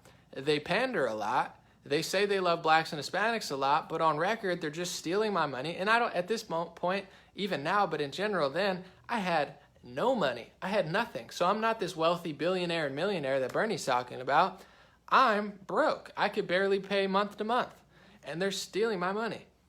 They're taking health care. They're forcing me into a plan I don't want and then extracting a couple $1,000s. I realized they were the biggest liars. And then I start listening to conservatives, and I'm like, although a lot of them are not honest, some of them are, and I'm like, oh, less taxes, Second Amendment, freedom of speech, smaller government, leave them alone. You go to Texas, no income tax. No income tax? That means you're not giving the government your money. That's a good thing. You don't want to give the government your money. They don't do anything with it. So I started realizing the whole left-wing ideology is a total scam. It's a big government psyop to get you to give all your money to the federal government, who in turn does nothing. In the areas where they take the most money, they don't have the best school systems. California doesn't have the best education system. They don't have the most prosperous, inner cities like they claim to. They funnel the money, they steal it, and then they create two classes, the wealthy class and then the lower class who has to depend on them, and they just suck money out of the middle class. So I figured out through healthcare, through taxes, that, on a scale of libertarian to progressive socialist, I'm libertarian. I don't want the government in my life as little as possible. However, then I realized, both parties are corrupt, both parties are dishonest. However, the left wing is the worst. And, I'm going to play this clip really, really quick. And a lot of people think this is like a radical opinion. A lot of people will say, that's, I'm going to get this clip real quick. I've played it before, but I'm going to play it again. They've been brainwashed by mass media to think that even suggesting that what I'm saying is true is somehow this really racist stance. But here's and this is, I found this after I found all this stuff out. This is Malcolm X, who you never learn about, saying, this same thing in a more harsh way whenever he was alive. Going under the label of liberals, that white person that you see, many whites who are trying to solve the problem. But you never see them going under the label of liberals. That white person that you see calling himself a liberal is the most dangerous thing in the entire Western Hemisphere. He's the most deceitful. He's like a fox. He said there's white people trying to help us, but not under the guise of liberal. He said the white person you see call themselves a liberal is the most dangerous person in the Western Hemisphere. Now I know what he's talking about. I don't like all Republicans. I don't like all conservatives. But the Democratic Party is wicked. Their ideology is twisted. They do everything they claim not to and just brand it very well. You know, they destroy the black community and claim that they're helping. They do nothing to help Hispanic communities. They destroy my neighborhood. They ruin, they completely ruin my town, smash stuff, destroy it, leave trash everywhere 7 years in a row, and then claim that they're helping Hispanics. They're the most wicked people with the most backwards ideology, but they figured a way to corner it to make it so you can't say that. But it's not this decision. And it's even crazier when you really look at history. The Republican Party was black. The Democratic Party was pressuring them. The KKK was not Republican. You see Ice Cube and Ice-T and all these rappers that keep saying KKK, Trump, KKK. No, the KKK was a Democrat operation to go after black Americans and Republicans because they worked with black people. Look at the history. 1870, you had black senators in the Republican Party. Not until 1993 did you have black Democrats. And people say the party shifted. Guys, there's a Democrat in office with a yearbook picture of a KKK suit and a blackface person right next to his yearbook. And no one cares because the Democrats control the media. They've never changed. They've just flipped who they're oppressing and still pressure people depending who votes for them. It's a wicked, wicked game. And if the media wasn't there, and if the education system wasn't brainwashing and we had an even playing field, most people would figure this out. But they've done a genius level job taking over corporate America, taking over most networks, taking over social media companies, taking over the education system, and smearing and destroying anybody who challenges them. But I will not be smeared, and I will challenge.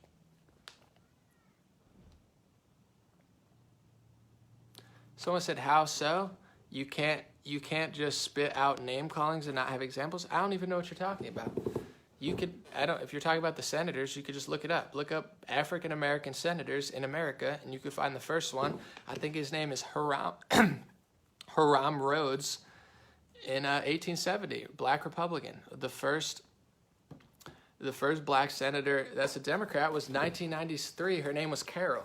You guys know how good I am? I'm going to look it up now real quick. I didn't even look at this. Ready? Let's see how accurate I am. I'm going to look it up. Let's see. I'm too good at this stuff. Hold on. Ready? African American senators. Let's go. List of African American senators. You ready? Let's see how accurate I am. All right, here, I'll just show you the propaganda real quick. Hold on. So you see list of African American senators. You see they have a picture of Barack Obama right here. He is a black senator, but they try to frame it as, African American senators, Democrats. Here's the list. Let's see. Oh, wow. What do you know? The first black senator, what did I say? Did I say Hiram Rhodes? You can see right there. It's backwards, but his name is Hiram Rhodes Revels, February 25th, 1870. Look, 1875, 1967. All black Republicans. When's the first one? What did I say? 1993, and I said her name was Carol? Oh, snap. Carol, 1993. Obama was the second black Democratic senator, 2005. So they ignore 200 years of history of black, of Democrats being racist towards blacks and Republicans, and try to convince you that Obama is the face of black senators. They don't tell you that the Republican Party is working with them since 1870. I'm right again. And just use your brain. If Republicans were working with black people and they had black people on the Republican Party and Democrats weren't, and they weren't hiring them, who do you think the KKK was going after? Republicans, guys, and the black people who worked with them to pressure them into voting Democrat. And what do they do now? What are they using? Force. They're destroying your property and on television telling you they're not destroying property. They're shutting down business. You go to Santa Monica now. Oh, it's so peaceful. Guys, every business is boarded up. That's not peaceful. You're terrorizing a community to vote for them. What's your message? Your message is somebody died from an evil, corrupt cop in a Democrat city with a Democrat mayor with a black attorney general, and if you don't vote Democrat and agree with communist, socialist, Marxist ideology of what we want to do to your country, then we're going to call you racist. That's their message. What else is their message? We're going to board up your neighborhood and tell you that's normal? That's not normal.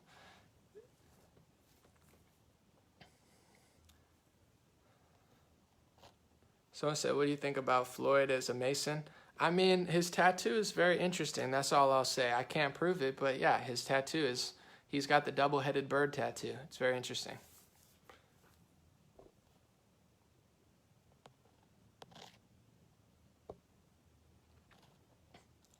Someone said, anomaly, what caused the Republicans and Democrats to flip? There was no flip. This is distorted history by Democrats to make you think they're not racist anymore. They said the parties flipped. If you even follow their logic, when Texas was racist and the South was more racist, they were voting more Democrat. Now that it's less racist and there isn't what there was in the 1940s, now they vote Republican. So even by their own logic, it doesn't really make sense. So they just say the parties flipped. They said, oh yeah, we might have been the party of, racism, slavery, Jim Crow laws, and the KKK, but all that just magically changed. And then you look at, in Sweden and stuff, and they say the far right party has been doing this since 1920. So when you're a bad right-wing party, you have to own your history for 100 years. But when you're Democrat, you just magically never did it. It was the other people who did it. When did they flip? How did they flip?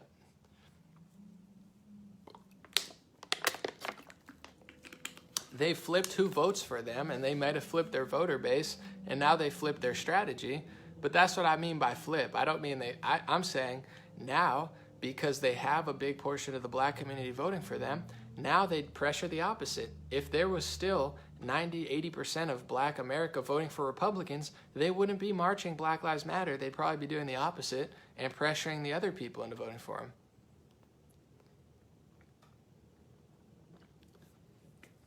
No problem, MG. Jay Segundo, God bless. Tanya said, so police brutality is a lie. Why are so many blacks sharing their personal story? I'm not saying police brutality is a lie. Never said that. It's putting words in my mouth. The police can be corrupt. To be honest, a lot of people have bad stories of the police, The police force in America, not everybody, I'm sure there's some great police, but a lot of people have horror stories with the police of every ethnicity. So I'm not saying that police corruption's not real. I'm not even saying that police brutality is not real. It's real, but I will tell you this. If you don't argue and fight with the police, you probably have a 99% chance of going away scot-free. But people don't, there's even an old Chris Rock skit about that from the 90s. He explained how to not get your ass beat. And he basically joked about that. Not me, Chris Rock, back when when you're allowed to do that. So I'm not saying it doesn't exist, but if you comply and listen, you'd probably be fine.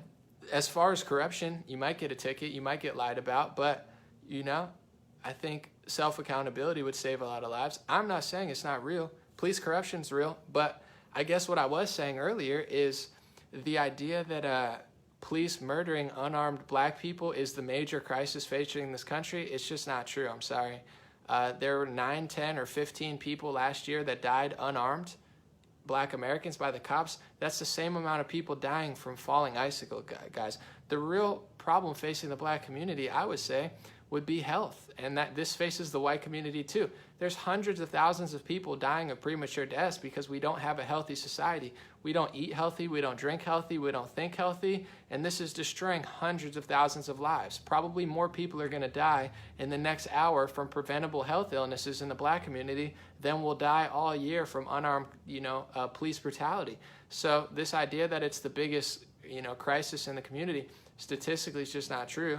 And same with even murder. Like 80 to 90% of murder is black on black crime, and same within the white community. It's white on white crime is most of the white murders. So, do you want to save 10 lives a year and cry about them and try to fix that? Or do you want to save, 100,000 lives a year every life matters, but this idea that people are allowed to throw a fit and destroy businesses off of 0.01% of what's going on and ignore and say it's racist to talk about the other 99.99% of deaths, it's just not fair. It's just not right, and it's just not helpful. What Black Lives Matter, the organization, cares about is white on black crime. They should change their name to Black Lives Matter when white people or police kill black people, because they don't care when they don't care about 99.99% of deaths. So their name is not even true.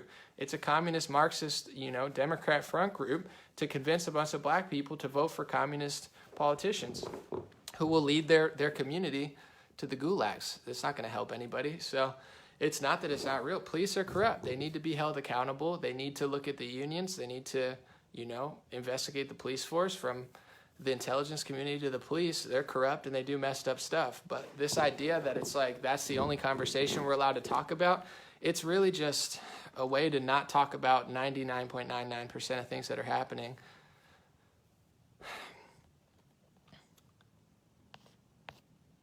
But, the truth is not popular. It's okay. Someone said divide and conquer. If we stand united, they'll take our country back. Yeah, people need to get united. For sure. Someone said, with the fathers and the upbringing, yeah, that's a real thing too in general. I did a whole stream about this the other time, but regardless if it's a white family, black family, Hispanic family, if your parents, whether it's a mom or dad, single mom, single dad, whatever, if you're able to raise your kids, that's going to lead them to a successful place. If you don't raise your kids and you let the television, the government, and the government schools raise your kid, they're going to raise your kids wrong. So that's a huge problem as well. Is they're leaving the kids to be raised by the culture, entertainment, the schools, and the television. Someone said, I'm a white conservative female and been failed by the police. No, the police need to step up. A lot of people, I can't really think of like an amazing police story, unfortunately, even in my life. I can't think of a time when they really helped me. I could think of many times when they just hassled me and harassed me. I'm not here to defend them. I'm sure there's some great police, but when I dealt with them a few years ago, I realized they're not really going to help me. I'm on my own. They don't really, either they're busy or they don't care. I don't know. I didn't get a good read off it, but I think in general, we can all agree that police can be corrupt and wrong. But if you don't fight back, and I'm not talking about in court or in general, but like if you physically try to fight with them, you're increasing your chances of getting hurt by like 2,000%. So that's, it depends how badly people want to not look at that or not.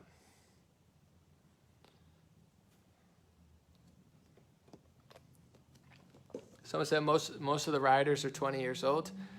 Guys, I've watched the culture for myself shift crazily. Like when I was younger, you had F the Police, you had Dr. Dre, you had Eminem, but it's gotten progressively crazier. Like if you listen to some of this rap now, it's nuts. And I do rap myself. Like I'll listen to some people on the streets, the programming. It's music that's programming you to think a certain way. And they've gotten more evil and more evil. Now it's just literally straight demonic. And the most evil, twisted messages, they're just filling people's minds with this. So when you're 20 years old and you grew up on music telling you this stuff was cool, this stuff is not random. This is top-level people brainwashing people to think that being evil is cool and doing the right thing is wrong.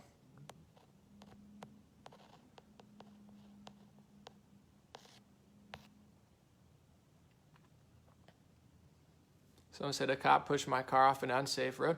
No, I'm sure millions of people have great cop stories. Lil Wayne has a beautiful story of a police officer who saved his life. I'm just saying, me personally, I can't think of a time that they actually helped me. I'm not saying they don't. I've never said that. I'm just saying a lot of people feel that way, not only in the black community, but even in the white community and Hispanic. A lot of people just don't have very good cop stories, So Lil Wayne has a beautiful one, where he said the cop saved his life. I'm just being honest. I can't think of a time when they really helped me, unfortunately.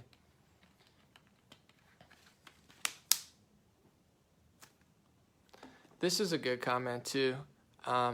Charles said, if these people were holding up signs on police brutality, I would totally be for them, but that's where there's something is a lie. They basically prompted to go out and riot. Well, that's the thing. I agree with what they say they're doing. You know, obviously I think lives matter. Read their signs. It's not a group. It's not for that. It's become a big political thing. It's like the Women's March. I say it all the time. I went to the Women's March. Guys, there were more anti-Trump signs than there were pro-woman signs. And the pro-woman signs were all liberal progressive ideology. If you were a woman and you went to the Women's March to celebrate your womanhood with a traditional family or as a Christian, you would not be welcome there. So it's not a woman's march. It's a democratic progressive political march where they're registering people to vote for the Democratic Party.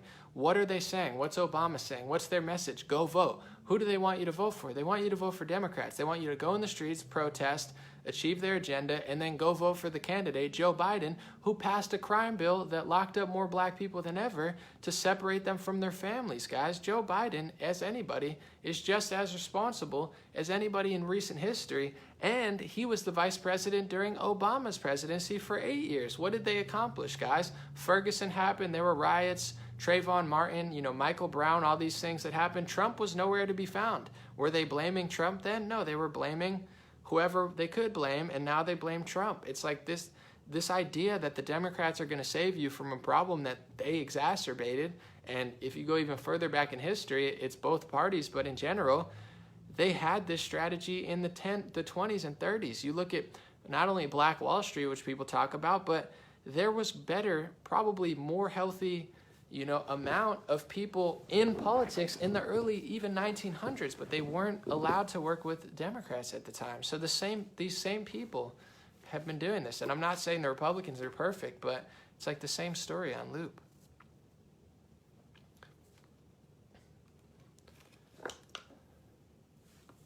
Someone said, I've dealt with a few a-hole cops. Yeah, a lot of people have bad situations. I'm not disagreeing with that. But also, here's the thing. All right, what Derek Chauvin did was wrong. He seemed like a crazy guy. And then let's move forward. All right, we all agree police can be corrupt. What's our solution to change it? Because how do you know, I'm an idealistic person, but at the end of the day, there's people who mess up all over the place. Am I going to sit here and pretend that the cops are the only problem in the world? No, I live in a major city. You know, bad things happen. There's bad bankers. There's bad media people. I think, on average, journalists, politicians, the education system, and media executives are 1,000 times worse than cops. And I'm not a major cop fan, but this idea that the police force is the worst thing in the country, it's not true. I mean, the people who run the media are probably 20 times as wicked on average as these people. So we agree on the problem, but their solution is to abolish it or to vote for more Democrats when all the major cities that they're complaining about police brutality in, it's all Democrat run. And I'm telling you, these Democrats don't have an answer for you. They're just going to either knock out of the way and say, I'm sorry, and just further push left, and you'll get your way, and then you'll figure out eventually what everyone already knows that has a brain or basic, you know, honesty, which is getting rid of the police is not going to solve all the world's problems. There's rampant corruption at every level of this system. They're one of them. So how do you weed it out? How would you do it? Well, let's look at why he was there. He should have been kicked out years ago. If you really want to understand police corruption, look into the unions, look into the fraternities, look into the protection that police have, and then look into the protection that every company has. And now, I did a whole video on self-accountability. It's at every company. You have unions, you have protection, you have people who are afraid to fire people based on their sexuality or gender. I had a friend who said there was this black chick who was just not a good employee, had nothing to do with her skin color, had nothing to do with her gender, wasn't cutting it. They fired her. She turned around and sued and got $40,000, $50,000 just for being black. I mean, that's a problem as well. People are suing left and right. You have a bunch of LGBT people at Huffington Post and Vice, and they don't do a good job because they're spoiled little bratty, like 20-year-old kids who aren't good journalists, and then they get fired, and then they turn around and sue Huffington Post and say, oh, you fired me because you're gay. Has nothing to do with being gay, Becky. You're just not a good journalist. You're not a good writer. You're boring. You write about, you know, how Rudolph the Red-Nosed Reindeer is racist. It's creepy. It's weird.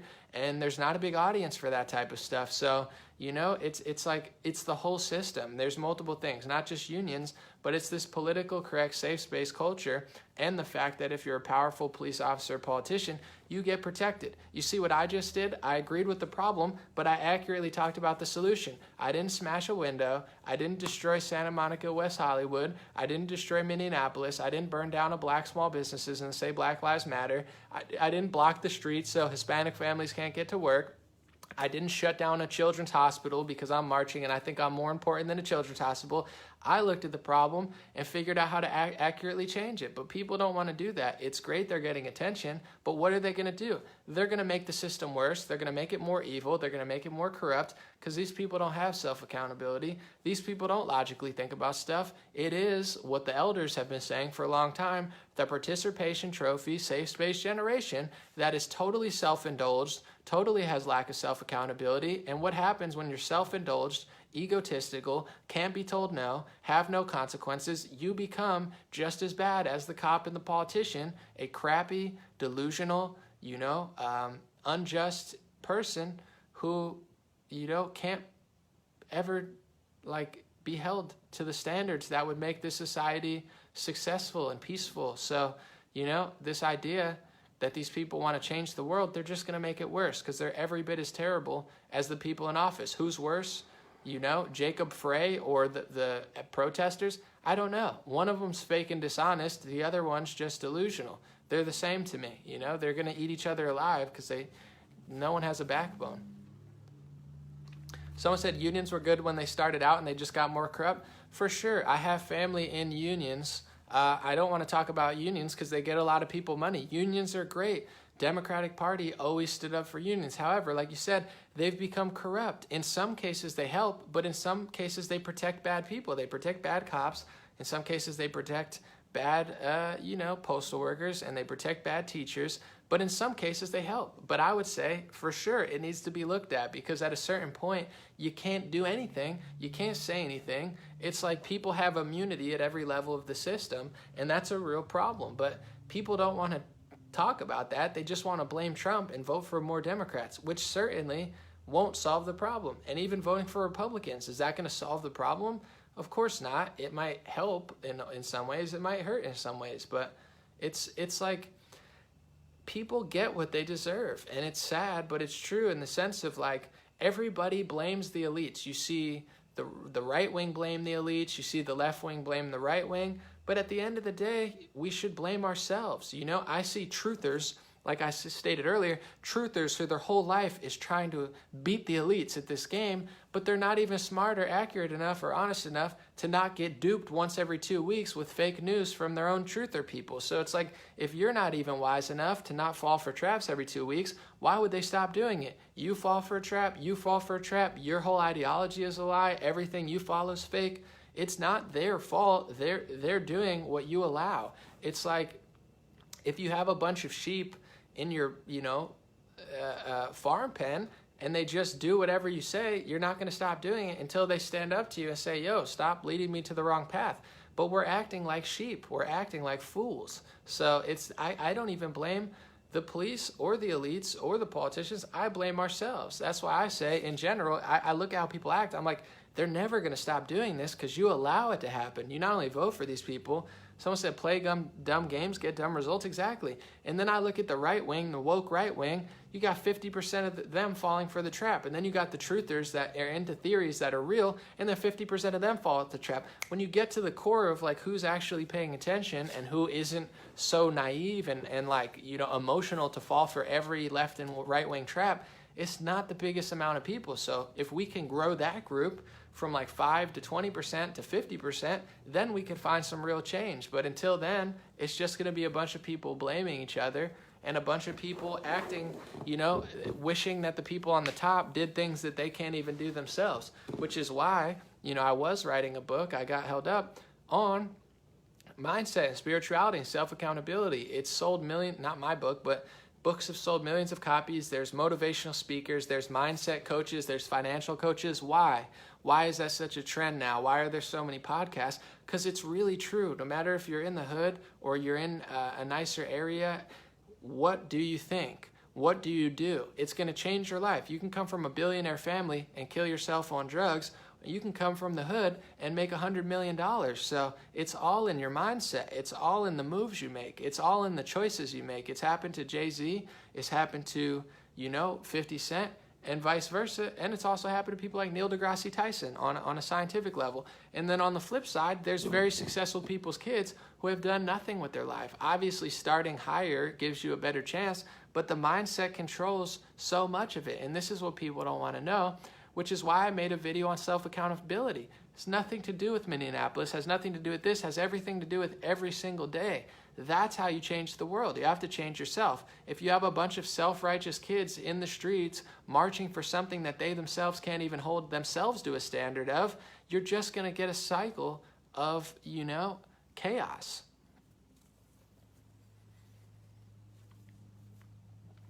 It's key. All right, I'm going to stay 10 more minutes and then I'm going to take off.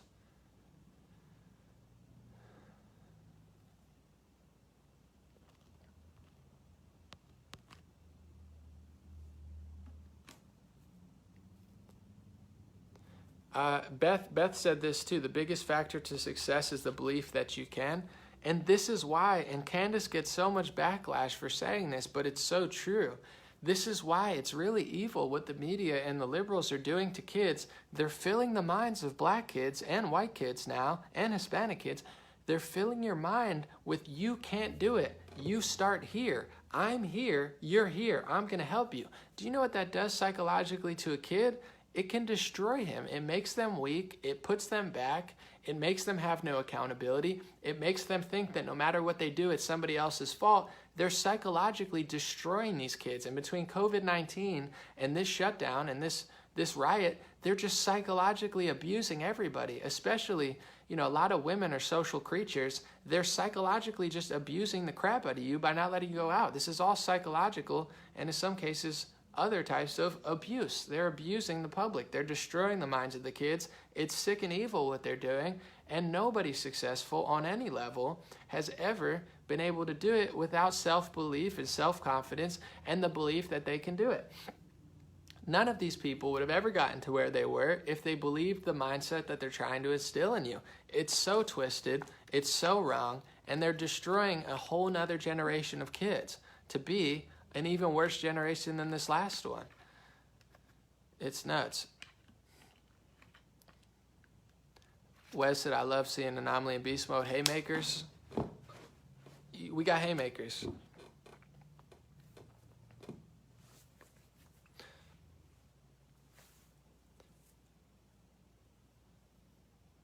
Thank you, Shelly. I appreciate you. Thank you, Cheryl. I appreciate you. God bless you. Judy, thank you. God bless you. Yeah, it's tough with school now. It's tough because they're filling the minds. I'm going to find this quote real quick. Let me see. My computer's probably going to die, but I'm going to find this video. I got 4%. Let's see if we can make it.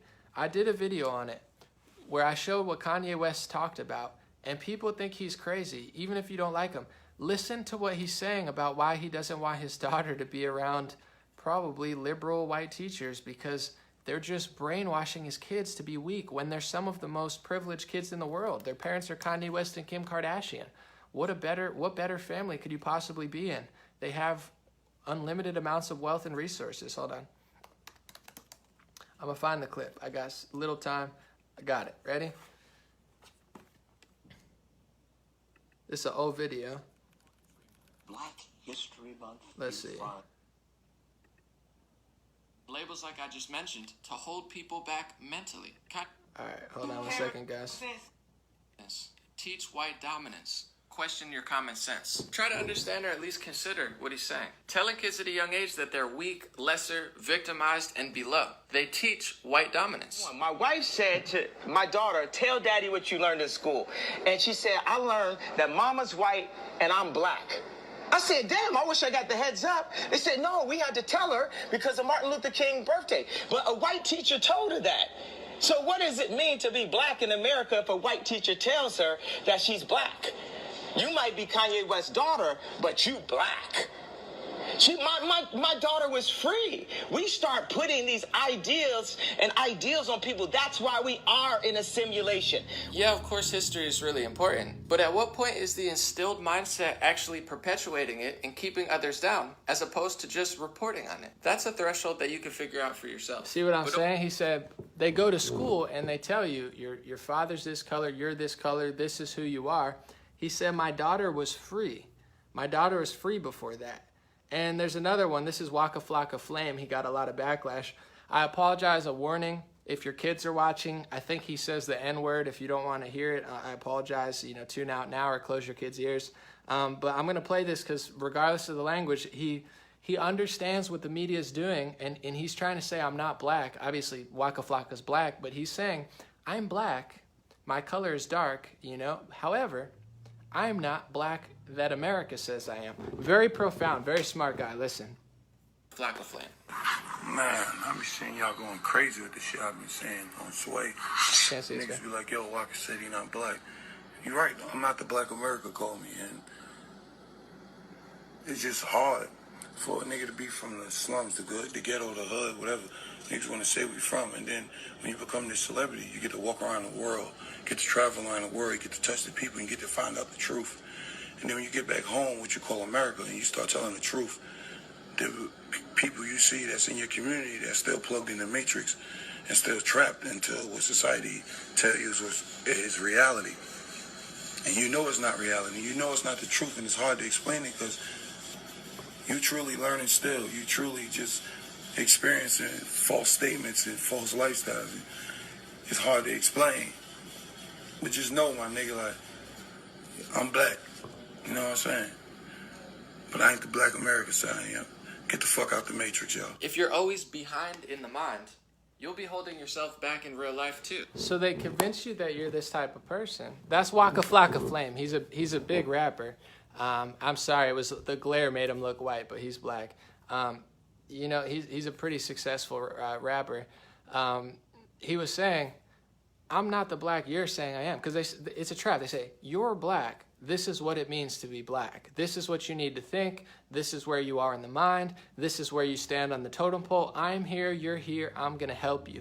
It's a total mental trap. Yeah, he's very smart. So is Kanye. So is Lil Wayne. They all get it. There's one of the funniest interviews, if you really want to say an interview, it was during the Kaepernick era of like 2016, where they had an interview with Lil Wayne. I mean, I probably could show you now, but they started asking him about Black Lives Matter, and he just doesn't fall for the trap. You guys want to look at it now? I could show you a clip of it now before my computer dies. I'll find the one of Lil Wayne explaining why he doesn't agree with Black Lives Matter. And he's not being mean. He's not being what they'll call him. They'll say Uncle Tom or whatever, but it's like he's a smart guy and he understands the mental traps of the movement, and he really goes hard on it. Hold on, I'm gonna turn off this light so the glare's not there. Hold on 1 second, guys. The glare kind of throws it off. Let me see. What's your thought on Black Lives Matter? What is it? What do you mean? The idea is that there's this movement called Black Lives Matter, thinking that the rest of America didn't seem to understand that Black Lives Matter. It just sounds weird. I didn't know that you put a name on. It's not a name. It's not whatever. It's somebody got shot by police for a reason. I am a young, black, rich. If that don't let you know that America understands Black matter these days, I don't know what it is. Don't come at me with that dumb man. My life matter, especially to my. Do you separate yourself from it? I don't feel connected to a damn thing that ain't got nothing to do with me. If you do, you crazy. You. I'm connected to this flag right. As I'm connected, I'm a gangbanger, man. I'm connected. He ended our interview angrily. Politician. What's your reaction to Kaepernick's protest? It's so funny. I'll show you some more stuff. They try to push him into Black Lives Matter, and he just pulls out his red flag and just says I'm a gangbanger and just cancels the interview. It's hilarious. Hold on. This was him on ESPN as well. It got a lot of backlash, but I mean, he's a wise person, and he's very brave to consistently not buy into the narrative. Here's another one. Going right back again to this. The man, man. So the man and his decisions, man. Respect the man and his decision. That's all I can do. I have no opinion on it because the things I'm not into it enough to even give an opinion. So when he did it, I really didn't even know what. Somebody had to tell me why he was doing it. That's how much I didn't know what was going on, and I kind of still don't. So somebody had to explain to me like, he kneeling because of the Black Lives Matter thing. This is in 2017 or 16 all now, that a while wave ago. or whatever. That whole wave just went by me too fast for me even try to even give an opinion. So I just was like, oh, okay, that's what's happening. So you're a deep thinker in these issues. Mm-hmm. So step back from all of it. I know this is a very broad question, but where are we in the United States of America in race relations and what you see from day to day in your life? Skip, they wouldn't want to ask me that. They wouldn't want my answer to represent it because God knows I have been nothing but blessed. My whole path, these 33 years have been nothing but a blessing. I have never, never is a strong word, I've never dealt with racism, and I'm glad I didn't have to. And I don't know if it's because of my blessings, I don't know if it's, but it is my reality. So I would have to say, not only did I thought it was over, I still believe it's over, but obviously it isn't. So you've never experienced any offensive behavior from any other color or? No, sir. Wow. But you are blessed. But you see what's going on, even in your city, New Orleans, with Alton Sterling. Yeah. During Katrina, the officers that killed those and ended up in jail. So I know you say you're not paying attention to it, but you see some of the things that's what's going on. Right. Yeah.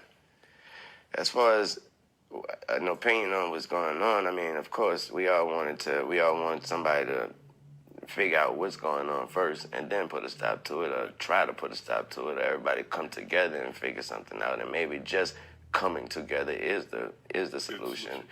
But we'd have to do that first. And obviously we have a bunch of differences, people feeling this way, people feeling that way. When you come to a person like me, my answer is always the same, man. My politics, my flag, my country, my nation, my world, all that is Reginae, Cameron, Neil, and his brother, Tony. That's it. That's my nation, that's my flag, that's my world, that's my protest, that's my don't protest, that's my everything. That's all that matters, those 4 kids to me. So go one level deeper with me. I remember one time I saw you after you had done a concert, I think it was in Westchester, different kind of neighborhood, but I asked you what the racial breakdown was of your audience. Do you remember this? And you told me the only black face you could see in the whole audience was your makeup artist. I believe that's what you said. She was in the front row, right? A lot of white kids love rap. Yes. Explain that. What does that say to you? What's the message of it? What's the bigger picture of it? I don't want to be bashed because I don't want to sound like I'm on the wrong if there is a side, but I thought that was clearly a message that there was no such thing as racism. That's what I thought that was. Okay. That was a perfect example. When I look out and I come up off the stage, when I'm coming out the bottom of the stage of my show, when I'm on tour, and I'm in my stance or whatever, and I open my eyes and I see everybody. I don't have this type of crowd or that type of. My crowd has always been everybody, thank God. And that's all I can answer for. So. Do you think the younger generation, the millennials, do you think they're moving a little further away from the racism as opposed to where it used to be? It's not cool to them. Right. It's not cool to them. It don't matter to them. And when it's so not cool that it doesn't even matter to them. You know, they're like, what? What? You know, they're like, what happened? And that's their response. That's the millennials' response to it. But could it be that you're a musician, and obviously as an ex-professional athlete or as an entertainer, do you think they treat you differently, although you are black? you are a prominent figure in the black community. Could that be? That's why I said I'm sure it may be because of my blessing. Right. Yeah, I'm sure that's why my path has been different. Right. But I'm be first to want to say I'm sure that has a lot to do with it, but it also is the person that I am. I believe strongly that it's the person that I am. You treat people a certain way. Exactly. Like I said, Wayne, I commend you. I'm glad. Let me turn the light on. I'll be right back. Hold on, guys. Let me get the bang. Hold on one sec. I'm gonna charge my laptop and I'll be right back to talk about that. Hold on, I'm moving a light too real quick. Trying to put this on. Let's see. Trying to get the light. Get the laptop. Bang. All right, so interesting conversation, interesting stuff.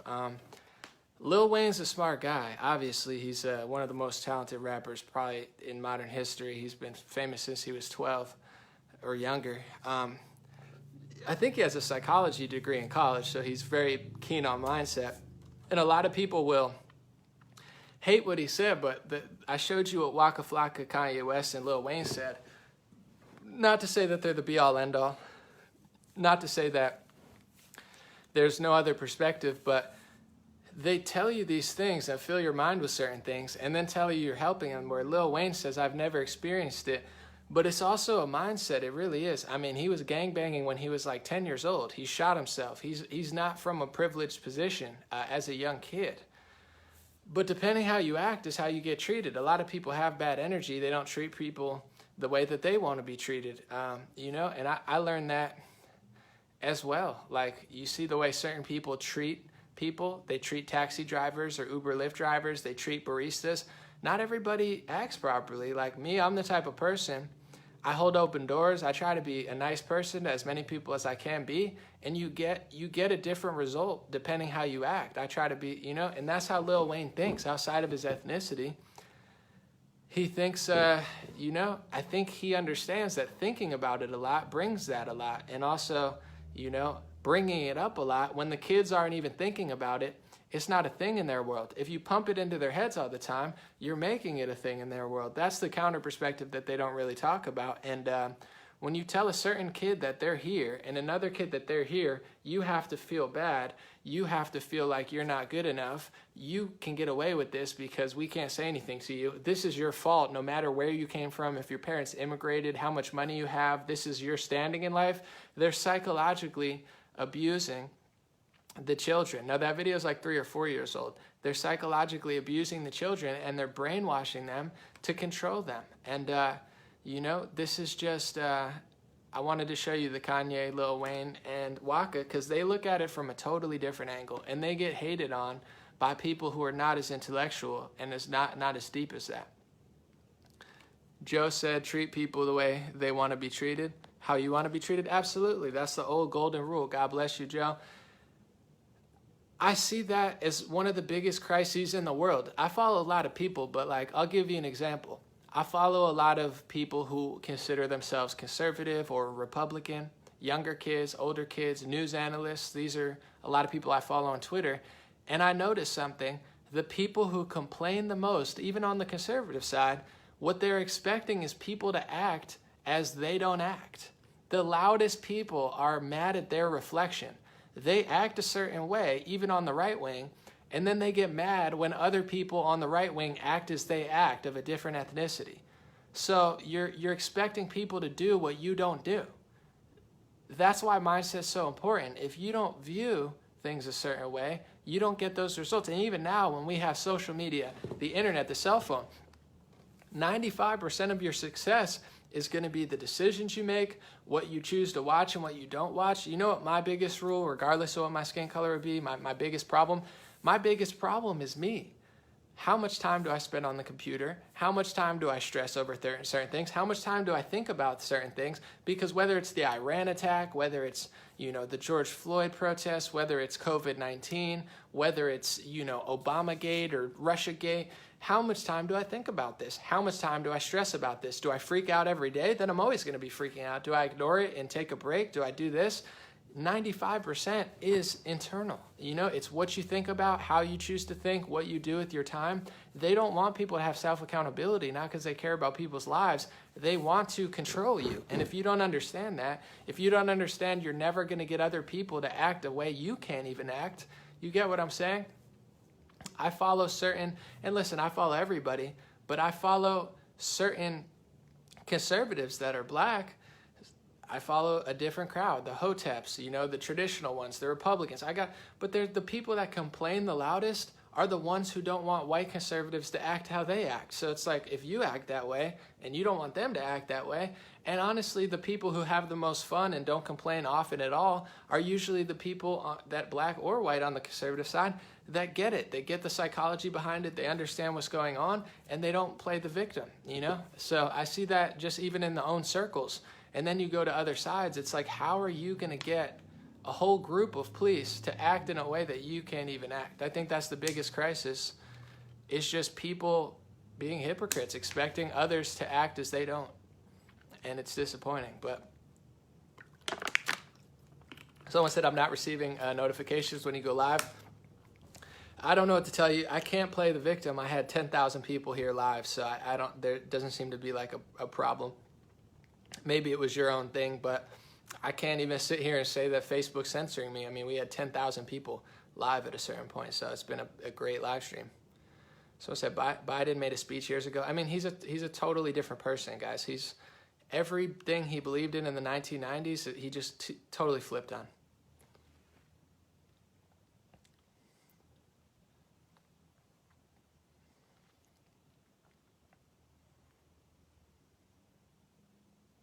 If we all focus on what we're doing, yeah, it's real. I know I said I was going to leave earlier, but we got 5,600 people. I'll stay. Someone said racism could end if we stop talking about it. It's a tricky situation because if we're going to talk about it, we need to come to a solution. You know, we need to figure out what it is that people want so we can all live equally and not think about it and talk about it all the time. But people don't do that. They don't have a grand solution. So it's going to get worse because, yeah, everybody's talking about it. But also, you see people, they don't want others to act how they act. You get what I'm saying? I see it in every community. As somebody of, I'm multiple different ethnicities, I see it from all angles, and I've never been an ethnic person. I've never taken massive pride in my own ethnicity. So, I more valued myself as an individual. I see people don't want other races to act how they act.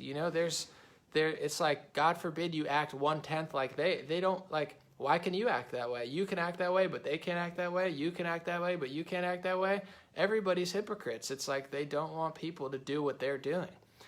I've always said with identity politics, either everybody gets it or nobody gets it. Like, either stop using your race as a shield or let everybody use their race as a shield. But if you let certain races do it, but not others, and there's speech laws for them, but not for you, it's unfair, and it just leads to chaos and confusion and people taking things too seriously and exaggerate. Like, it's all just such a mess. And it's not just on the left wing, it's even on the right wing. Like, everybody panders and is afraid to say something. I'm just like, I don't know. I could just care less about what everyone thinks.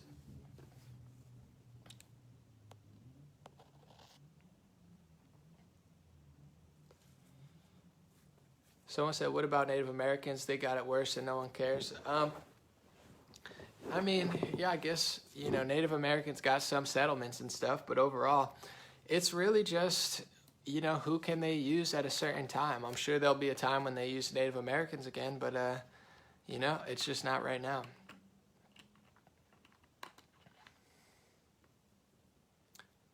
Amen, Sharon. Edgar said, do you think the COVID-19 worldwide COVID things are connected with the protests and the agenda? Do I think so personally? 100%. It's the same thing, shutting down businesses and making it harder for people to go to work. They both serve the same purpose. The same people flipped on each of them. I think they're very, very, very, very connected.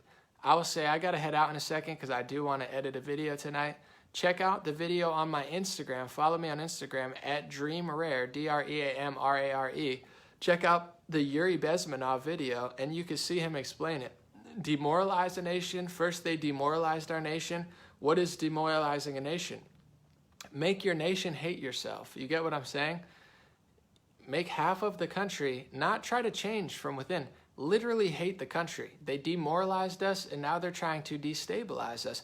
This whole plan has been written for 30, 40 years. So you watch that interview, you're going to be spooked out. Everything he talked about in the 80s is happening now. So I think it's not random. How do you attack a country after you've demoralized it? How do you destabilize a country? The economy, the police force, the military, civil unrest, protests turn into riots. This is a strategy that they've been doing for 30, 40 years, and it's all coming home to roost. So the more people who realize that, I think that's the key, is just realizing it's not cool.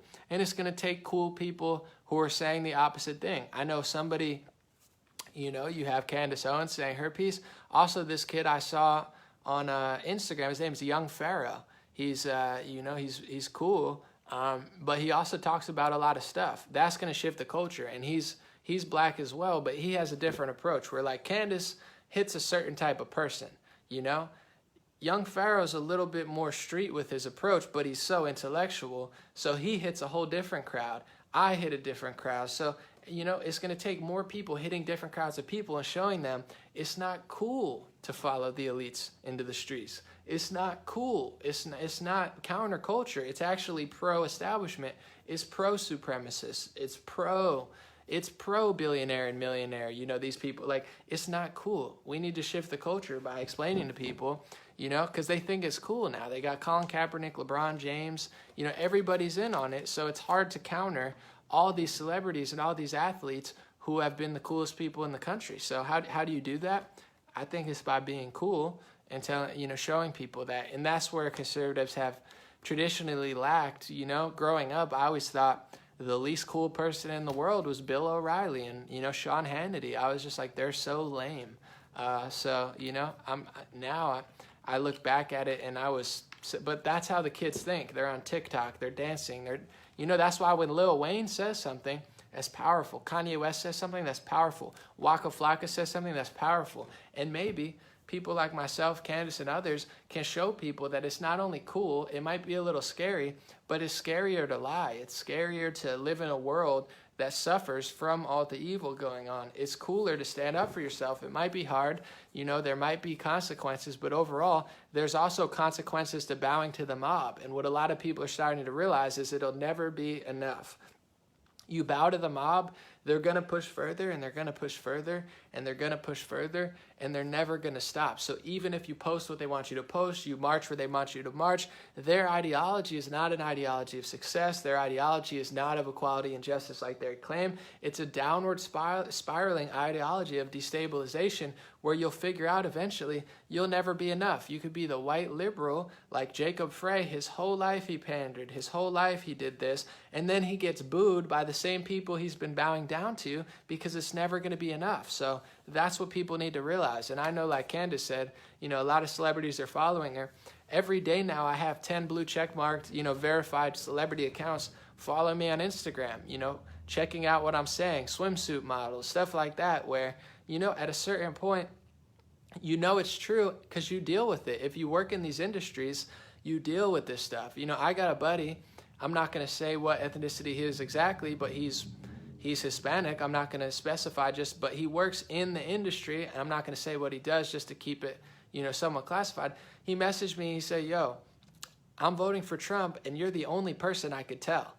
So he spends his time around white liberals in the industry, and they say probably just assume he agrees with them because he's Hispanic, and he knows I'm the only one even remotely close to the entertainment industry that he could tell that he doesn't like them. He's like, these people are psychotic and insane.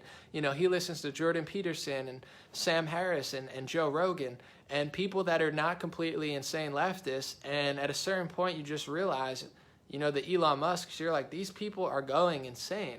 So there is a silent majority, and eventually that silent majority's not going to be silent anymore. At a certain point, people are going to realize it's cool to break out of their shells. And it's going to be people who shift the culture. The Joe Rogans, even though he's a little bit soft on a lot of issues, he's shifting the culture. I'm shifting the culture. Candace is shifting the culture. Elon Musk is shifting the culture. People like that who have big influences and have a lot who just say, listen, I'm not bowing because it's not cool, and I can make what I'm doing cool. So I think that's, the way that it changes. And in general, it's going to take a lot of people. And once enough of it shifts, then it becomes like a cascading effect. We're not there yet, but we will get there. God bless you guys. God bless your family. God bless America. God bless the world. Thank you guys for being so generous with the super chats. I appreciate it. And, my competition is getting a lot, and, they have a lot behind them. We're going against the grain, so it's much, much appreciated. I'm going to work on a video hopefully tonight, put it out tomorrow, Tuesday the latest if I get caught up because I stayed here long. But I do appreciate you. Thank you to everybody supporting. Sorry I haven't got to the supporters thing recently. I've been busy and crazy times, but stay in touch with me.com. If you don't do anything, sign up to my free email list. I barely use it. It's good to have your email when I need it.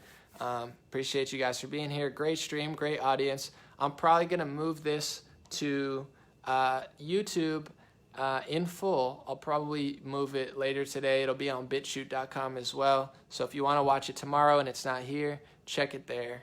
Same with other old streams. Appreciate you guys. Have a good one.